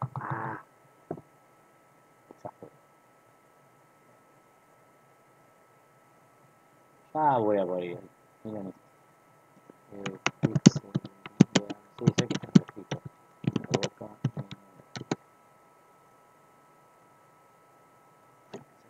Guerrín sí, obvio, pero miren acá. La famosa pizza de cancha. ¿Por qué? Porque era cuadrada, alta y mojada en simple salsa de tomate. Sale rápido, pin, pin, pin, no tenés que esperar a poner el queso y que se derrita. La de cancha porque la gente salía de las canchas y con algo rápido. ¿Sí? Y sería esta. Y después hay otra que me había gustado, porque parecía una cuestión de gente, parecía un ranchero. No sé qué es esto, no sé por qué alguien está vestido así. Como, no entres ahí. Pero esto, una foto relacionada a esto.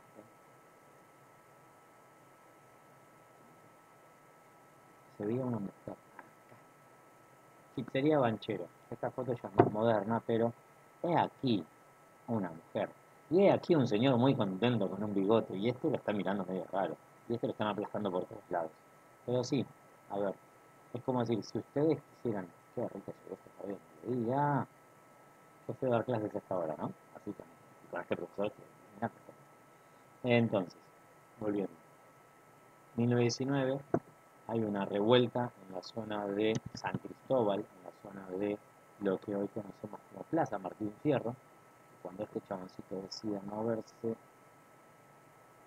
¿sabes qué? Entiendo.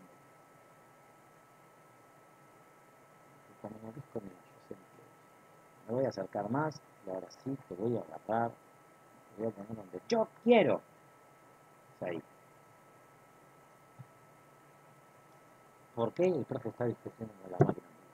Este es el último vestigio que queda de la semana trágica, amén de la Chacarita, el osario donde están algunos, pero este es el último monumento, digamos, que puede quedar de la semana trágica de 1919 en Argentina. La semana trágica empieza en enero, es muy loco, en una época de calor acá se decía hacer huelgas. ¿Por qué? Y porque no había vacaciones, mis muchachos dicen, pero ¿por qué lo hacen en enero? El concepto de vacaciones no existe. Así que y el concepto de vacaciones, y pagas menos. ¿Quieres irte de vacaciones? Date, pagate vos. Tienes que correr todo el año para irte de vacaciones. ¿Sí? No existe el aguinaldo, así que menos. Pero esto es lo que queda de un viejo taller llamado los talleres Bacenas. ¿Sí?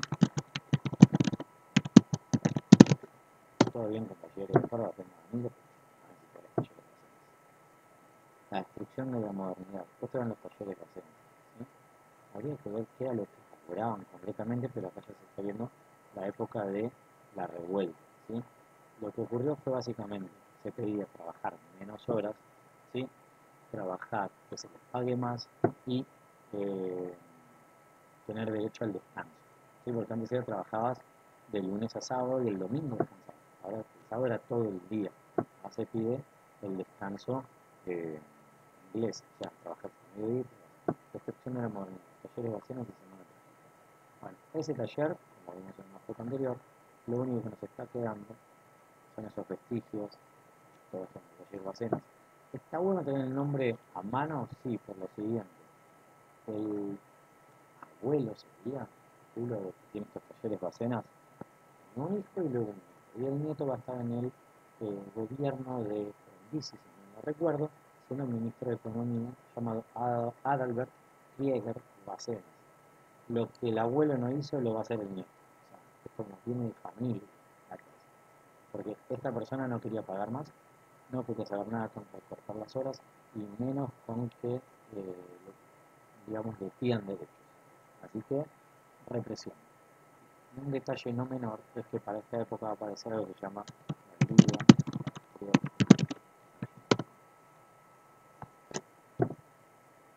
¿Sí? Estos muchachos que ven acá, vamos a poner una foto a color para entender de qué estamos hablando. Primero, estos dos de azul son policías. Y para tener un auto tenías que tener plata en 1920, no yo tenía. Y este tipo de gorro era otro tipo de dinero. Con lo cual estamos hablando de gente de buena cantidad de plata. Y si notan el detalle, el volante está del izquierdo. ¿Sí? Perdón, de la derecha. Es un auto inglés. Y vamos a ver la siguiente foto. Están re contentos. ¿Sí? Este muchacho y estos dos de acá están teniendo armas de fuego. O sea, se los conoce como los rompehuelgas, muy comunes en la época, pero también un detalle no mencionable. La revuelta se inicia acá, en zona sur de la ciudad de Buenos Aires. ¿Bien? Los chicos, los buenos muchachos de buen vivir, serían de zona norte. Ahora miren a dónde fueron a reprimir los muchachos. ¿Almagro? No. ¿Parque Centenario? No. Villa Crespo. Porque en 1917 un fantasma aparece en el ocaso europeo, que es la Revolución Rusa. Revolución Rusa, vámonos con lo de Rusia, ¿sí? Los bolcheviques, los inmigrantes que se decían, vos sos ruso, se iban a la zona de Corrientes y Juan de Justo, de Villa Crespo, donde está el barrio de la colectividad judía. Estos muchachos agarraron sus armas y fueron a meter bala a una sinagoga. Es decir, empieza a aparecer un nacionalismo, digamos, de esos de bigotón, no del Luisito Comunica copado, sino del otro bigotón, que no son nada buenos, ¿sí? Pero eso no lo hace el Estado, es un aparato paraestatal que se monta, que son los rompehuelgas, que son estas personas que no podríamos decir antisemitas, porque el concepto es así que sí, pero es como, no tienen nada que ver, como diría un profesor, no tienen que ver las alas con el elefante. Lo hice con obscenidades, así que yo me enteré. No tiene nada que ver una paloma y un elefante. La paloma estaba en la zona sur haciendo quilombo y este viene para acá. Y de hecho cuando se reprime ya con el Estado, con el aparato estatal, con el Falcón, hay una cantidad de muertos, no me acuerdo cuántos, pero después que termina la semana trágica, fue el día 7, por ejemplo, el 8 de enero, se organiza el velatorio y corre todo por la avenida Corrientes, llegando hasta la Chacarita, ¿sí? Llegando hasta acá. Ahora, esta zona de la Chacarita, cuando llegan acá, ordenan dispersarse rápido, no les hacen caso, porque dicen, yo estoy llegando al velatorio, no me ordenen retirarme. Bueno, retirense, dicen pum, pum, pum, pum, mata más gente. Ramón Falcón lo terminan como condecorando con loas y honores por su acto de desenvolvimiento, ¿sí? Después lo terminan ajusticiando. Simón Karawoski, creo que es un anarquista joven, le mete una bomba a donde está, al grito de por mis conocidos. Menciono esto porque dentro de lo que es el movimiento político obrero de la época tenemos tres tendencias. La anarquista, estamos hablando de la abolición del Estado, o sea, cada vez que haya que hacer un reclamo es la propiedad no es privada, nosotros somos primeros, etcétera, etcétera, etcétera. La socialista considera que la propiedad es del Estado, no tiene que ser una propiedad privada, etcétera, etcétera. Y la sindical considera que para obtener mejoras para los trabajadores tiene que sentarse a negociar con el Estado y con la patronal. Todo lo opuesto a lo que presentan las otras dos secciones.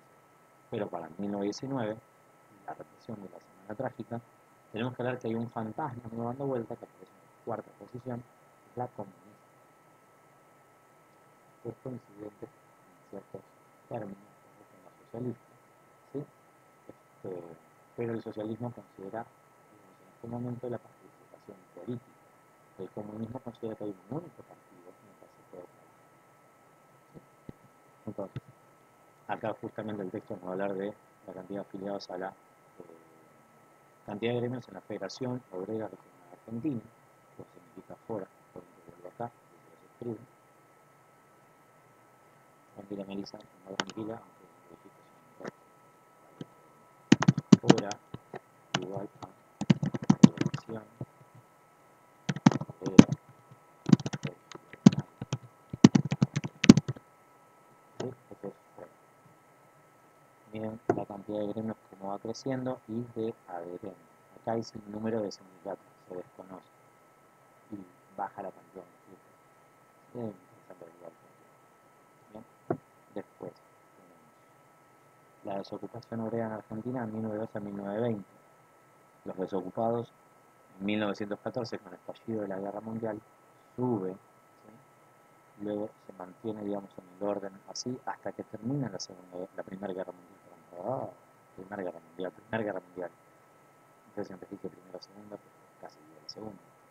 Cuando termina en 1918 la Primera Guerra Mundial, ya baja y sigue bajando, ¿sí? Eso muestra justamente cómo se vuelve a activar el mercado internacional, se vuelven a mandar productos, se vuelve a comprar productos y empieza a dinamizar la economía.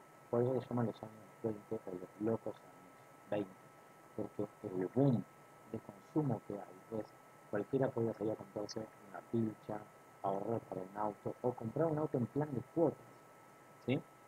El auto da cierta libertad, que es la de poder viajar libremente. Eso en Estados Unidos hizo que tuvieran que hacer caminos por todos lados. Que va a venir luego con la crisis de Ucrania. Todavía no. Todavía no.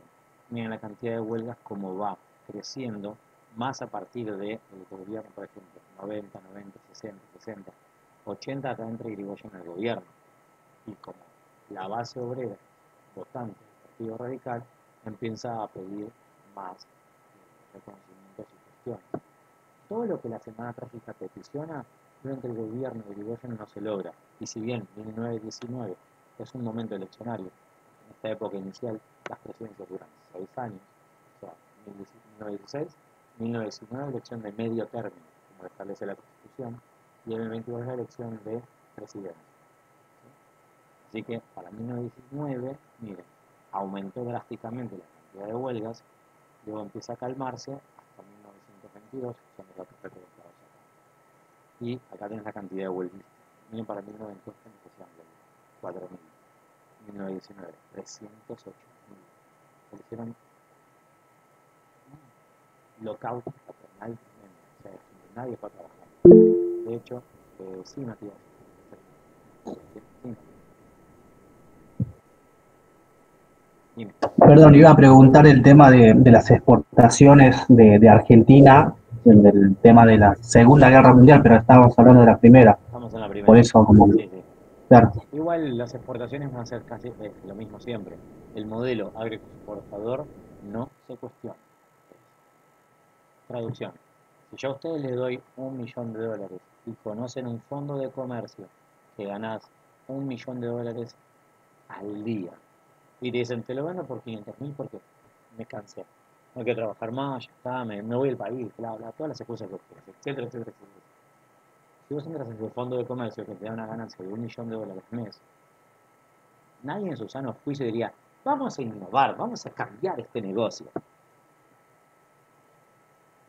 $1.000.000 al mes y te muestran todos los papeles blancos sobre negro y no te mienten. Decís, nadie en su sano juicio iría a cambiar eso. A lo sumo es de la ganancia que obtengo, un 20% lo reinvierto en hacer un negocio nuevo que esté conectado con esto, producción. Si este negocio hace comida, lo que voy a hacer es buscar de hacerme el negocio que haga el empaquetado de mi comida. Y una vez que tengo eso, es como otra esfera de mi negocio. Es como le voy atando cositas alrededor, pero no voy a cuestionar este gran engranaje que mueve mi economía. ¿Sí? A ver, opinión libre. Si ustedes quieren cambiarlo el día de mañana, háganlo. No esperen que yo les dé $1.000.000. Ojo, es un extremo. Alquilen flores, chicos. No tengo $1.000.000. Tengo el dólar de la suerte, y suerte me ha dado porque conseguí la vida. Así que, fin de los dólares del profesor. ¿Sí? Bien, sigamos. Esperen que se me pone un azulito en el grueso. Acá ya tenemos el tema de la huelga, la semana trágica, cómo es la relación. Irigoyen va a negociar rápidamente con 3 gremios. Quiero que encuentren la relación. Ferroviarios, bancarios y portuarios. ¿Por qué? Pues escuchen, vamos a realizar.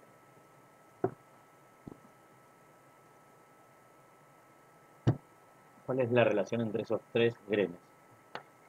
¿Cómo dijo, profe? ¿Qué relación encuentran que hay entre estos 3 gremios con los cuales Irigoyen negocia rápido? Ahora voy a decir, ferroviarios, bancarios y portuarios. Fin. Abel Porque Bajano. eran los gremios claves para la economía. Exactamente, va relacionado con lo que decíamos de la Si economía. uno no funciona, no funciona nada, prácticamente. A ver, por ejemplo, si andan los trenes y no andan los bancos, ¿ocurre algo? Y el dinero por ahí que queda en el Banco Central no se va a mover, porque si no quiere prácticamente el gobierno, el gremio bancario no se hace. Bien, como diría Robert De Niro en la película Melissa McCarthy, muy buena esa película, muy graciosa. Sí, va por ese lado. A ver, si el tren se mueve, ¿para qué se va a mover el tren? A ver, el tren se va a mover porque el que los carga de cereales ya recibe su paga, chao, llega ahí. Pero el exportador, que lo saca en el barco, también, o sea, son los 3 gremios que mueven la economía. Y si la economía modelo agroexportadora no se mueve, los políticos se ponen nerviosos. Es como, ¿qué hago? Y es, ayúdame, Fondo Monetario. Pero hoy es así, como, ayúdame ahí. Pero, ayúdame, FMI. Es hermosa la psicología política. Saquen los pochoclos y diviértanse, muchachos. O sea, no nos queda otro. Si estuviéramos en lugar de ellos, bueno, veamos qué se puede hacer. Pero en un instante, política con los sectores medios, acaba de mencionar lo que decía antes de la reforma universitaria. Porque algo que se empieza a ver y que aparece en el primer texto, y es que no alcanzan a más hay, sí, sí. Compren y es algo que, por más que diga que venza, no vence. Son cereales. Se le pone eso como para decir, ok, a partir de tal fecha empecé a mirarla a ver si no le crece un hongo. Son cereales, no van a vencer así de rápido. Perdón, yo me formé en los 90 en los cuales muchos programas de televisión se reían de la política. Uno aprende a tomarlo en serio, pero hay momentos que prefiero reír. No vale, ya está. Es como decir, si se pone todo muy serio en un momento, bueno, ok, ¿cómo lo solucionamos? ¿Qué hacemos desde nuestras pequeñas esferas? Estamos cada uno de nosotros los 55 a solucionar esto.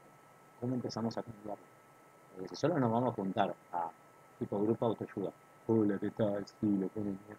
No. Hola, soy Ezequiel, tengo economía más. Sí, sos completamente, perdón, me parece comentario. Sí, sos completamente serio como política y dicen de nada, nada. Sí, no, por eso. O sea, para mí, mi postura es, yo debato serio las cosas, veo que se puede llegar, no, veo que se puede llegar a hacer, pero es como, ok, ¿cómo lo solucionamos? Ah, no, no me importa solucionarlo. Ah, si jugamos, hablamos sin saber, me encanta ese programa, dale. ¿Qué cara está la papa? ¿Sí, viste? ¿Viste el enano de allá lo que tiene? Sí, ¿no? El otro día, cuando estoy pelado, el viernes pasado y esta semana, los días a la mañana en el colegio, se sintió un poquito de frío. Fui con boina. Y un profesor y un preceptor me dijeron, mirá, y seguro que después casi va a ser Infochakra. Digo, el canal rural está acá cerca del colegio. Mira, ¿en serio? En Palermo, Hollywood. ¿Dónde esperaba que estuviera el canal rural argentino? En Palermo, Hollywood. Ah, mira. Sí, no, ahora me voy para allá. Y todas así, no, sí, sí. Sacan el 80%, el 50% caro, no, sí. Oveja nogalana, ya que explotada, el algodón. Toman, toman, toman. Sí, toman. Así, está bien. Yo me iba diciendo, es muy fácil hablar sin conocimiento de causa. Así que juguemos. Me dice, pero no está mal el campo. 6 años de sequía, hablame, le digo. La poca napa de agua que te quedaba, si no se empieza a recuperar, por más cada que llueva durante todo el año y te llene los diques, si vos no llenás el agua de bajo tierra, necesitas el año que viene. Así de sencillo. Pero eh, en la política de sectores medios está relacionado con ese texto que teníamos allá de la mentalidad burguesa, de ver en el conocimiento la posibilidad de movimiento social. Es decir, todos estos obreros que en el 19 hicieron huelga, están viendo que sus hijos los pueden mandar a la universidad, una universidad que está, en su momento era arancelada, esperen.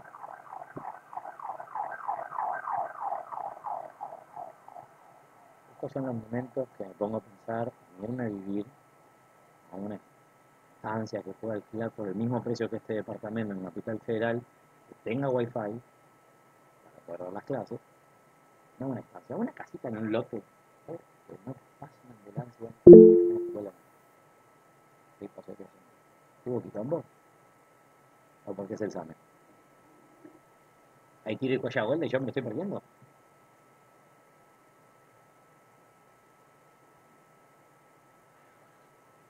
Bien, pero hagamos lo siguiente.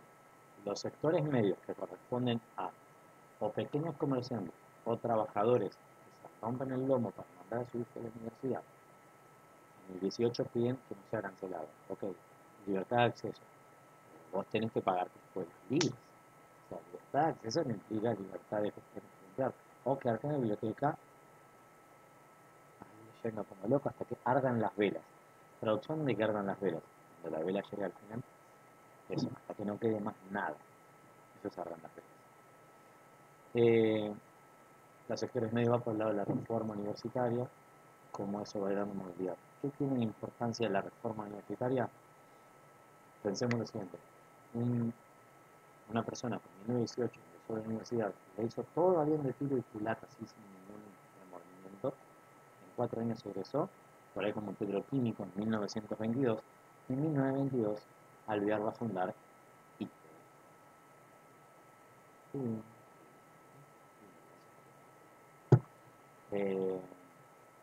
Entonces, esa persona va a conseguir un laburo, va a empezar a hacer lo que Irigoyen quería, el autoabastecimiento. Acá hay un detalle no menor a mencionar, que es, así como Irigoyen tiene minoría en las cámaras, en palabras de Oblak, va a haber primero de cooptar alianzas con gobernadores opositores, sean con, como decíamos, alianzas políticas de votame esta ley y te pongo más presupuesto para tu obra, lo que sea, pero en caso de que digan que no, intervenciones por él. ¿Qué es eso? Producción. No votas la ley que quieras. Ok. Te pongo presupuesto para una obra. No la querés. Ok, listo. ¿Sabes qué? No me quedes en Grecia y soy partido opositor. Mando el ejército, te destituye del cargo y pongo a un gobernador radical. Que el gobernador radical sí puede accionar sobre sus diputados y senadores. ¿Por qué? Porque puede pedir que se haga tal o tal ley acorde a sus intereses. Pero no es que es automático. No pasó tampoco así. Pero bueno, acá tenemos la primera columna, las provincias. Las fechas en las que fueron intervenidas y si fue por decreto o por ley. Acá tenemos una ley, 2, 3, 4 leyes. O sea, esta la de por ley. Eso. Pero miren, esta fue posterior a la elección de 1919. Acá también, acá también, acá también. Es un detalle menor porque miren, cuando Irigoyen sube del 16 al 19, que es el primer medio término del gobierno, es todo por decreto, hasta acá. Y esta, miren, el 8 de mayo del 19 hasta el 15 de noviembre del 22. 3 años intervenía la provincia. ¿sí? Acá es donde se genera justamente, se quiebra dentro del radicalismo, de decir, yo todo bien, pero esto de reunir provincias no me gusta, no nos gusta tu modo de trabajar, básicamente. No lo despiden porque no es una empresa, es un partido político, entonces se fragmentan todo. En un antipersonalismo que va a estar con Marcelo Torcuato Bolívar a la cabeza, y en un personalismo con Irigoyen. Un detalle no menor, estos dos integrantes, Irigoyen venía de familia de hacendados, pero de pequeño chacarero, o sea, eran criadores de vacas. El criador de vacas es el que tiene el toro, la vaca, lo ve cómo se reproducen, los alimenta un poco y los tiene que vender. ¿A quién? A los alvear de la vida, que son los invernadores. ¿Sí? Se dice invernador al que puede comprar una cría de vaca, tenerla a los 3 años comiendo y cuando llega a su peso óptimo, se vende.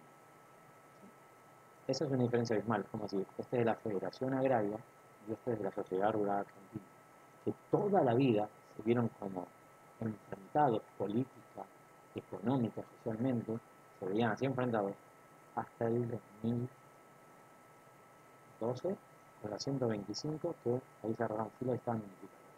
Porque la ley 125 no distinguía por cantidad de hectáreas, no distinguía por cantidad de empleados, no distinguía por nada, eran todos iguales ante el rey. Suena re lindo, pero no es lo mismo tener 5.000 hectáreas que tener 150 millones de hectáreas. No es lo mismo, a la hora de producción, de costos y todo eso. Pero bueno, ahí ya entra en el capítulo de tiempos de alvear. Sé que me estoy extendiendo un poquito, pero este texto da para sacar mucho jugo. Pero bueno, ya hice un preludio de la época de alvear. Ahí van a ver cómo, primero, va a sacar la ley de la minoridad, con lo cual los menores no pueden trabajar, tienen que ir a la escuela. Número 2, la marina mercante la expande. Número 3, autoabastecimiento con IPF. ¿Bien? Aparte de que se genera un boom de las ventas para con Estados Unidos. Esto es donde acá en 1922 empieza como la que se invirtieron por todo, pero vendés como loco a Estados Unidos. Porque ellos pueden suplirte muy rápido de todos sus productos. ¿Por qué ocurre esto? Último mapa de la clase. No sé, se lo juro, se lo juro.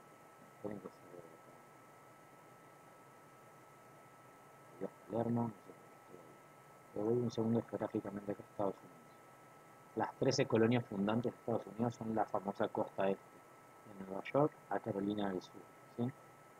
Florida pertenecía en su momento, y creo que yo soy la misma, ¿no? Georgia, Carolina del Sur, Norte, Virginia, Washington, Delaware, Nueva York, New Jersey, ahora Delaware, Pensilvania, Nueva York, Connecticut, Massachusetts, New Hampshire, Vermont, Maine, hasta acá.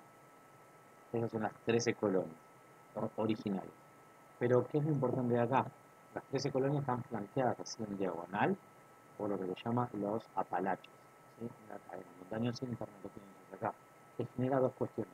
Uno, de este lado, tenés todo el sector que va a ir industrializándose, amén de Chicago, ¿sí? Por este lado, que va a ser el Transformer, Miami, pero en Chicago, por ejemplo, va a ser donde confluyan todos los trenes productores de comida, ¿sí? Sea de carne, sea de cereales, y salgan hacia Nueva York por este lado del río, por la zona de los grandes lagos. Y toda la zona de acá del Mississippi, la cuenca del Mississippi, va a ser equivalente a la Patagonia nuestra. O sea, de este lado producen comida y Detroit, si mal no recuerdo, también se encuentra aquí, no sé, me acuerdo si es aquí al norte, no sé si es Illinois, Wisconsin o Minnesota.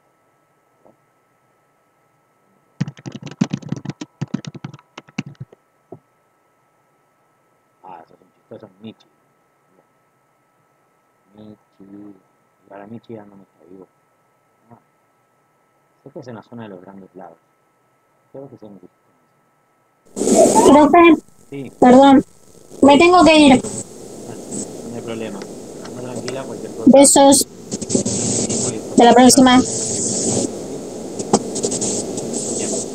Lo último de esto de las 13 colonias, Michigan. Ahí grande lo decía. Bueno. Bien. O sea, rodeado de agua necesaria para justamente las grandes industrias, ¿sí? O sea, todas las grandes industrias en su momento acá se van a poner las famosas todas. Ford, Chrysler, General Motors. General Motors es un compendio de otras productoras de autos. ¿Sí? ¿Y de dónde van a sacar los recursos? De esta cadena montañosa. Sacan acero, o sea, tiene una gran ventaja. Tiene todo un mercado interno activo. Toda la gente de acá va a comprar todos los productos industrializados de Michigan o de mismo toda la costa este. Toda la comida sale de acá de Mississippi, más todo lo que le puedas vender de otras partes del mundo. Entonces, hay Argentina entra como, hola, yo tengo comida y vos tenés productos industrializados. Así es. Vamos a ver ahora. Yo quería mencionar ese detalle de Estados Unidos. Tiene una posición estratégica muy buena y a futuro la conquista hacia el oeste con la expansión de los ferrocarriles, más tierras de cultivo, la conquista por el oro, etc. Pero tiene un hacerse un mercado interno primero y luego salir hacia afuera. Argentina hace más o menos los mismos pasos. Para 1920 ya hay un pequeño conocimiento de cómo hacer las cosas. Hay talleres de hojalatería que reparan autos acá, de pintura, etcétera, pero todavía no los producimos. Va a haber que esperar a 1946 cuando se ponga la primera fábrica del Estado, llana, ¿sí? En Córdoba, con todo un compendio de pequeñas pymes alrededor que la abastezcan de pequeñas partes, tornillos, tuerca, arandela, etcétera, para producir algo. Van a empezar a producir, por ejemplo, motos, la motito Puma, ¿sí? El rastrojero, el auto justicialista, pero eso sirve para algo. Si vos mostrás que puedes producir esto acá, entonces hay un mercado. Si hay un mercado, van a venir las grandes industrias. Por esto cuando empiezan a venir las industrias afuera. Evolución de justicia sembrada con alvear, ¿sí? Vamos a tener diferencias con el alvear y Goya muy fuerte, pero también se ve a este mercado nuevo de más tractores para el campo.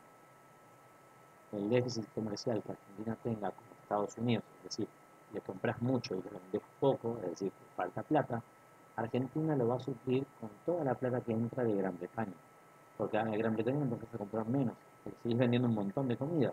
Entonces, toda esta plata que entra es como decís, si acá me endeudo por 20 y acá me entra por 40, toma, te pago. El famoso pase de mano. Como hacemos como principio de mes, ahí viene el sueldo, ahí se va el sueldo.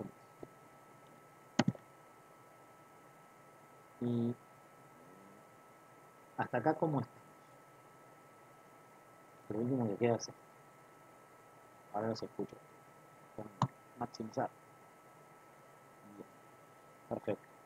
Profe, a mí no me quedó claro lo que dijo al principio sobre las respuestas de cinco hojas. Lo del examen en el momento del examen, no ven atrás. No, es un examen, eso pensé que era un trabajo práctico. No. Me hicieron una pregunta sobre cómo sería el examen. Y dije, bueno, sería este modo. Voy a hacer preguntas de la unidad 1 y de la unidad 2. Van a tener que seleccionar una pregunta de la unidad 1 y una de la unidad 2 para responder. No todas, pero lo va a decir bien clarito la consigna de la profe. Ah, ok, gracias. De nada. Agustín. Profe, a mí me quedó una duda con el tema de la que habían hablado ustedes un rato sobre la generación agraria y la federación agraria. O sea, entre los hacendados de los campos y bueno, ahí hay una duda que tengo que no entendí muy bien. A ver, la sociedad rural argentina son grandes propietarios de tierra. La Federación Agraria Argentina son los pequeños chacareros. Definición. Por ejemplo, un pequeño chacarero tiene hasta, por ejemplo, 5.000 hectáreas, 10.000 o mucho.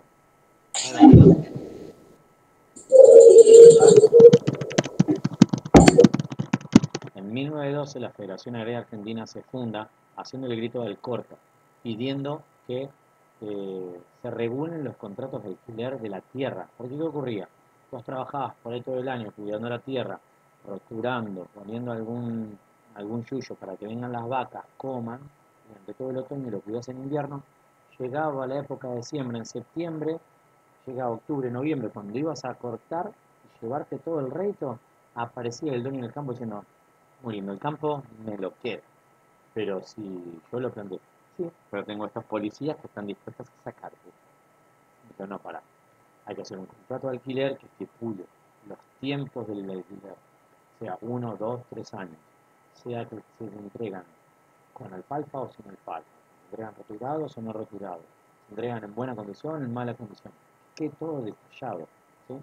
En el gobierno de Alvear se legisló para que todas las propiedades, por ejemplo, no me acuerdo de las hectáreas que menciona el texto, pero es un detalle menor, pero vamos a suponer que fuera así. Hagan de cuenta que yo tengo un campo de 1000 hectáreas y en la época de Alvear se legisla toda propiedad mayor a 300 hectáreas debe ser regulada por un contrato de alquiler. De nuevo, lo que no es ley no es delito. ¿Qué hago yo con 1000 hectáreas? Particiono mi campo en 3 lotes, uno de 300, otro de 300, otro de 400. Y si quiero ser guacho, hago de 300 y 100. No pago ningún impuesto ni hago ningún alquiler. Porque la ley dice más de 300, 300, 300, 300, 100.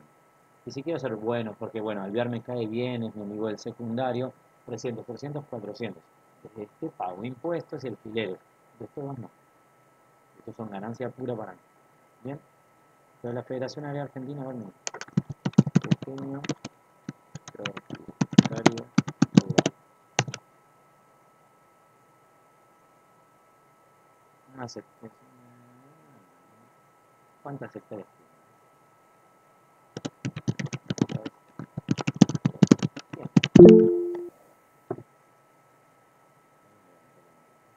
Matías.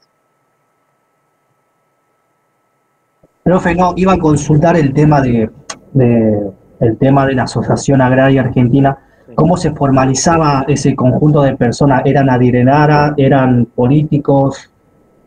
Ambas cosas venían de la vieja escuela esa de Garay que menciona el texto, de decir, bueno, estoy haciendo con propiedad de la nada, ya me la dieron para explotar, y eso va a hacer que tengo una tierra que ya puedo explotar, puedo vender, empiezo a comprar mercadería, compro más tierra, más tierra, más tierra, más tierra.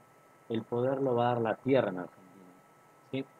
Así es que se van formando familias terratenientes, algunas hasta el día de hoy, ¿sí? eh, de gran propiedad.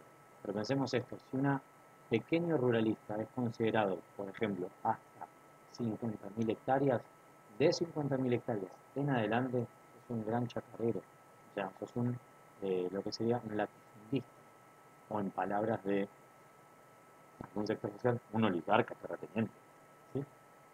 Son simpáticas las aplicaciones así. De nuevo, me pasó, cuando fue lo de la 125, salí de un trabajo que estaba por la zona de Plaza de Mayo y yo iba con mi boinita. Y un tipo me mira y me dice, oligarca. Yo me entré a reír porque lo más que tenía era, vivía en la casa de mis padres y tenía un cantero que tenía 1 metro por 1 metro y 30 centímetros de ancho. Yo, oligarca, entré a reír todo por una boina.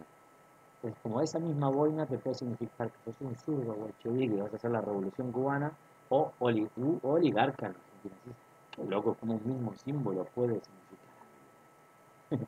Yo me río, digo, mira, si me lo dice hoy, me llega a decir alguien por acá y también me río, diciendo, alquilo en Flores y tengo 6 macetas, ¿dónde soy un oligarca?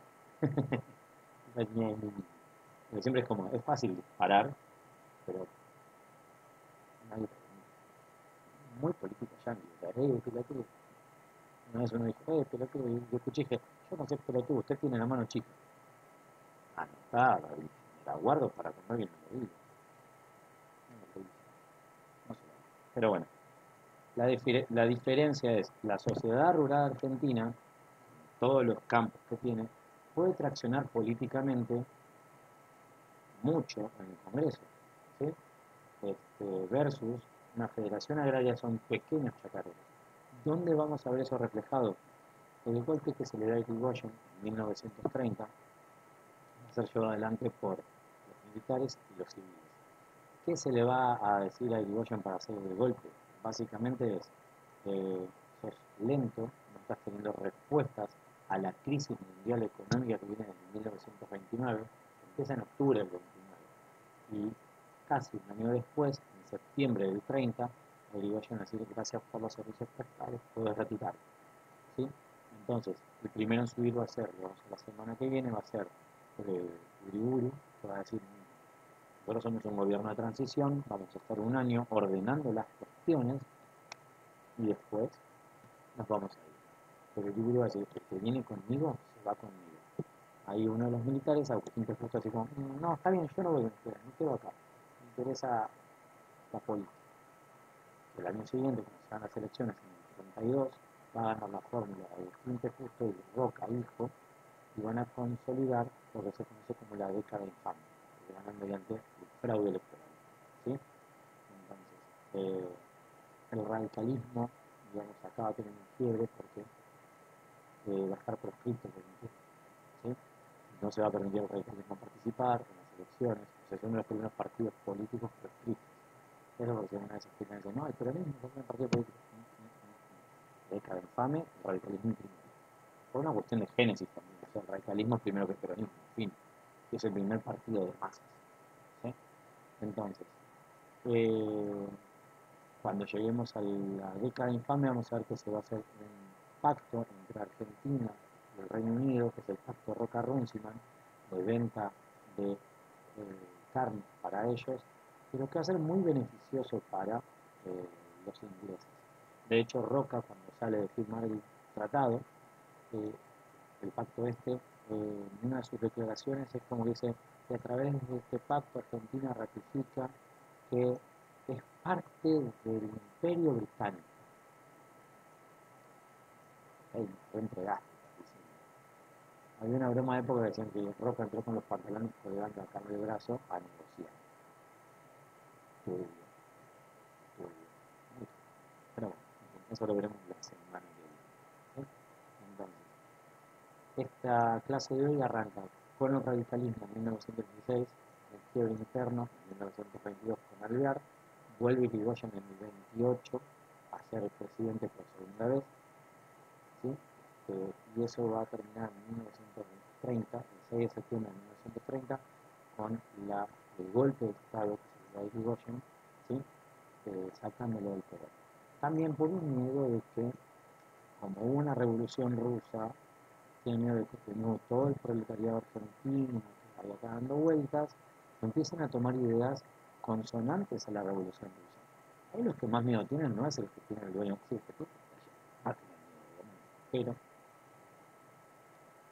si a eso le agregas el título de reforma agraria, lo que más miedo tiene la sociedad rural argentina. ¿La Federación Agraria va a tener miedo? Sí, por lo nuevo.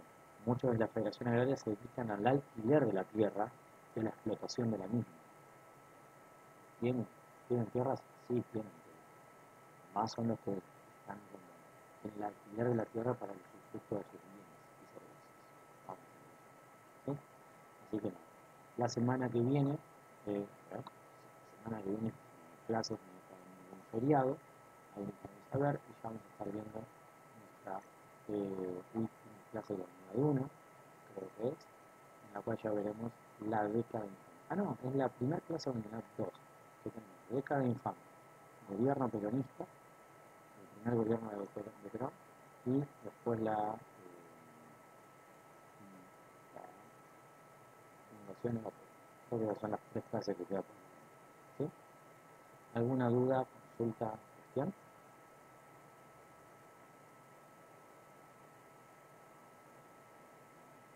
Bueno, cualquier duda, consulta, cuestión, estoy a un mail de distancia o a un clic de que lo vean en YouTube.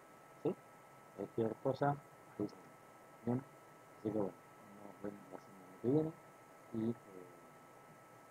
que tengan una buena noche. Adiós. Chao, profe. Nos vemos. Nos vemos, profe. Hasta luego. Chao, profe, buena semana. Adiós, cuídense.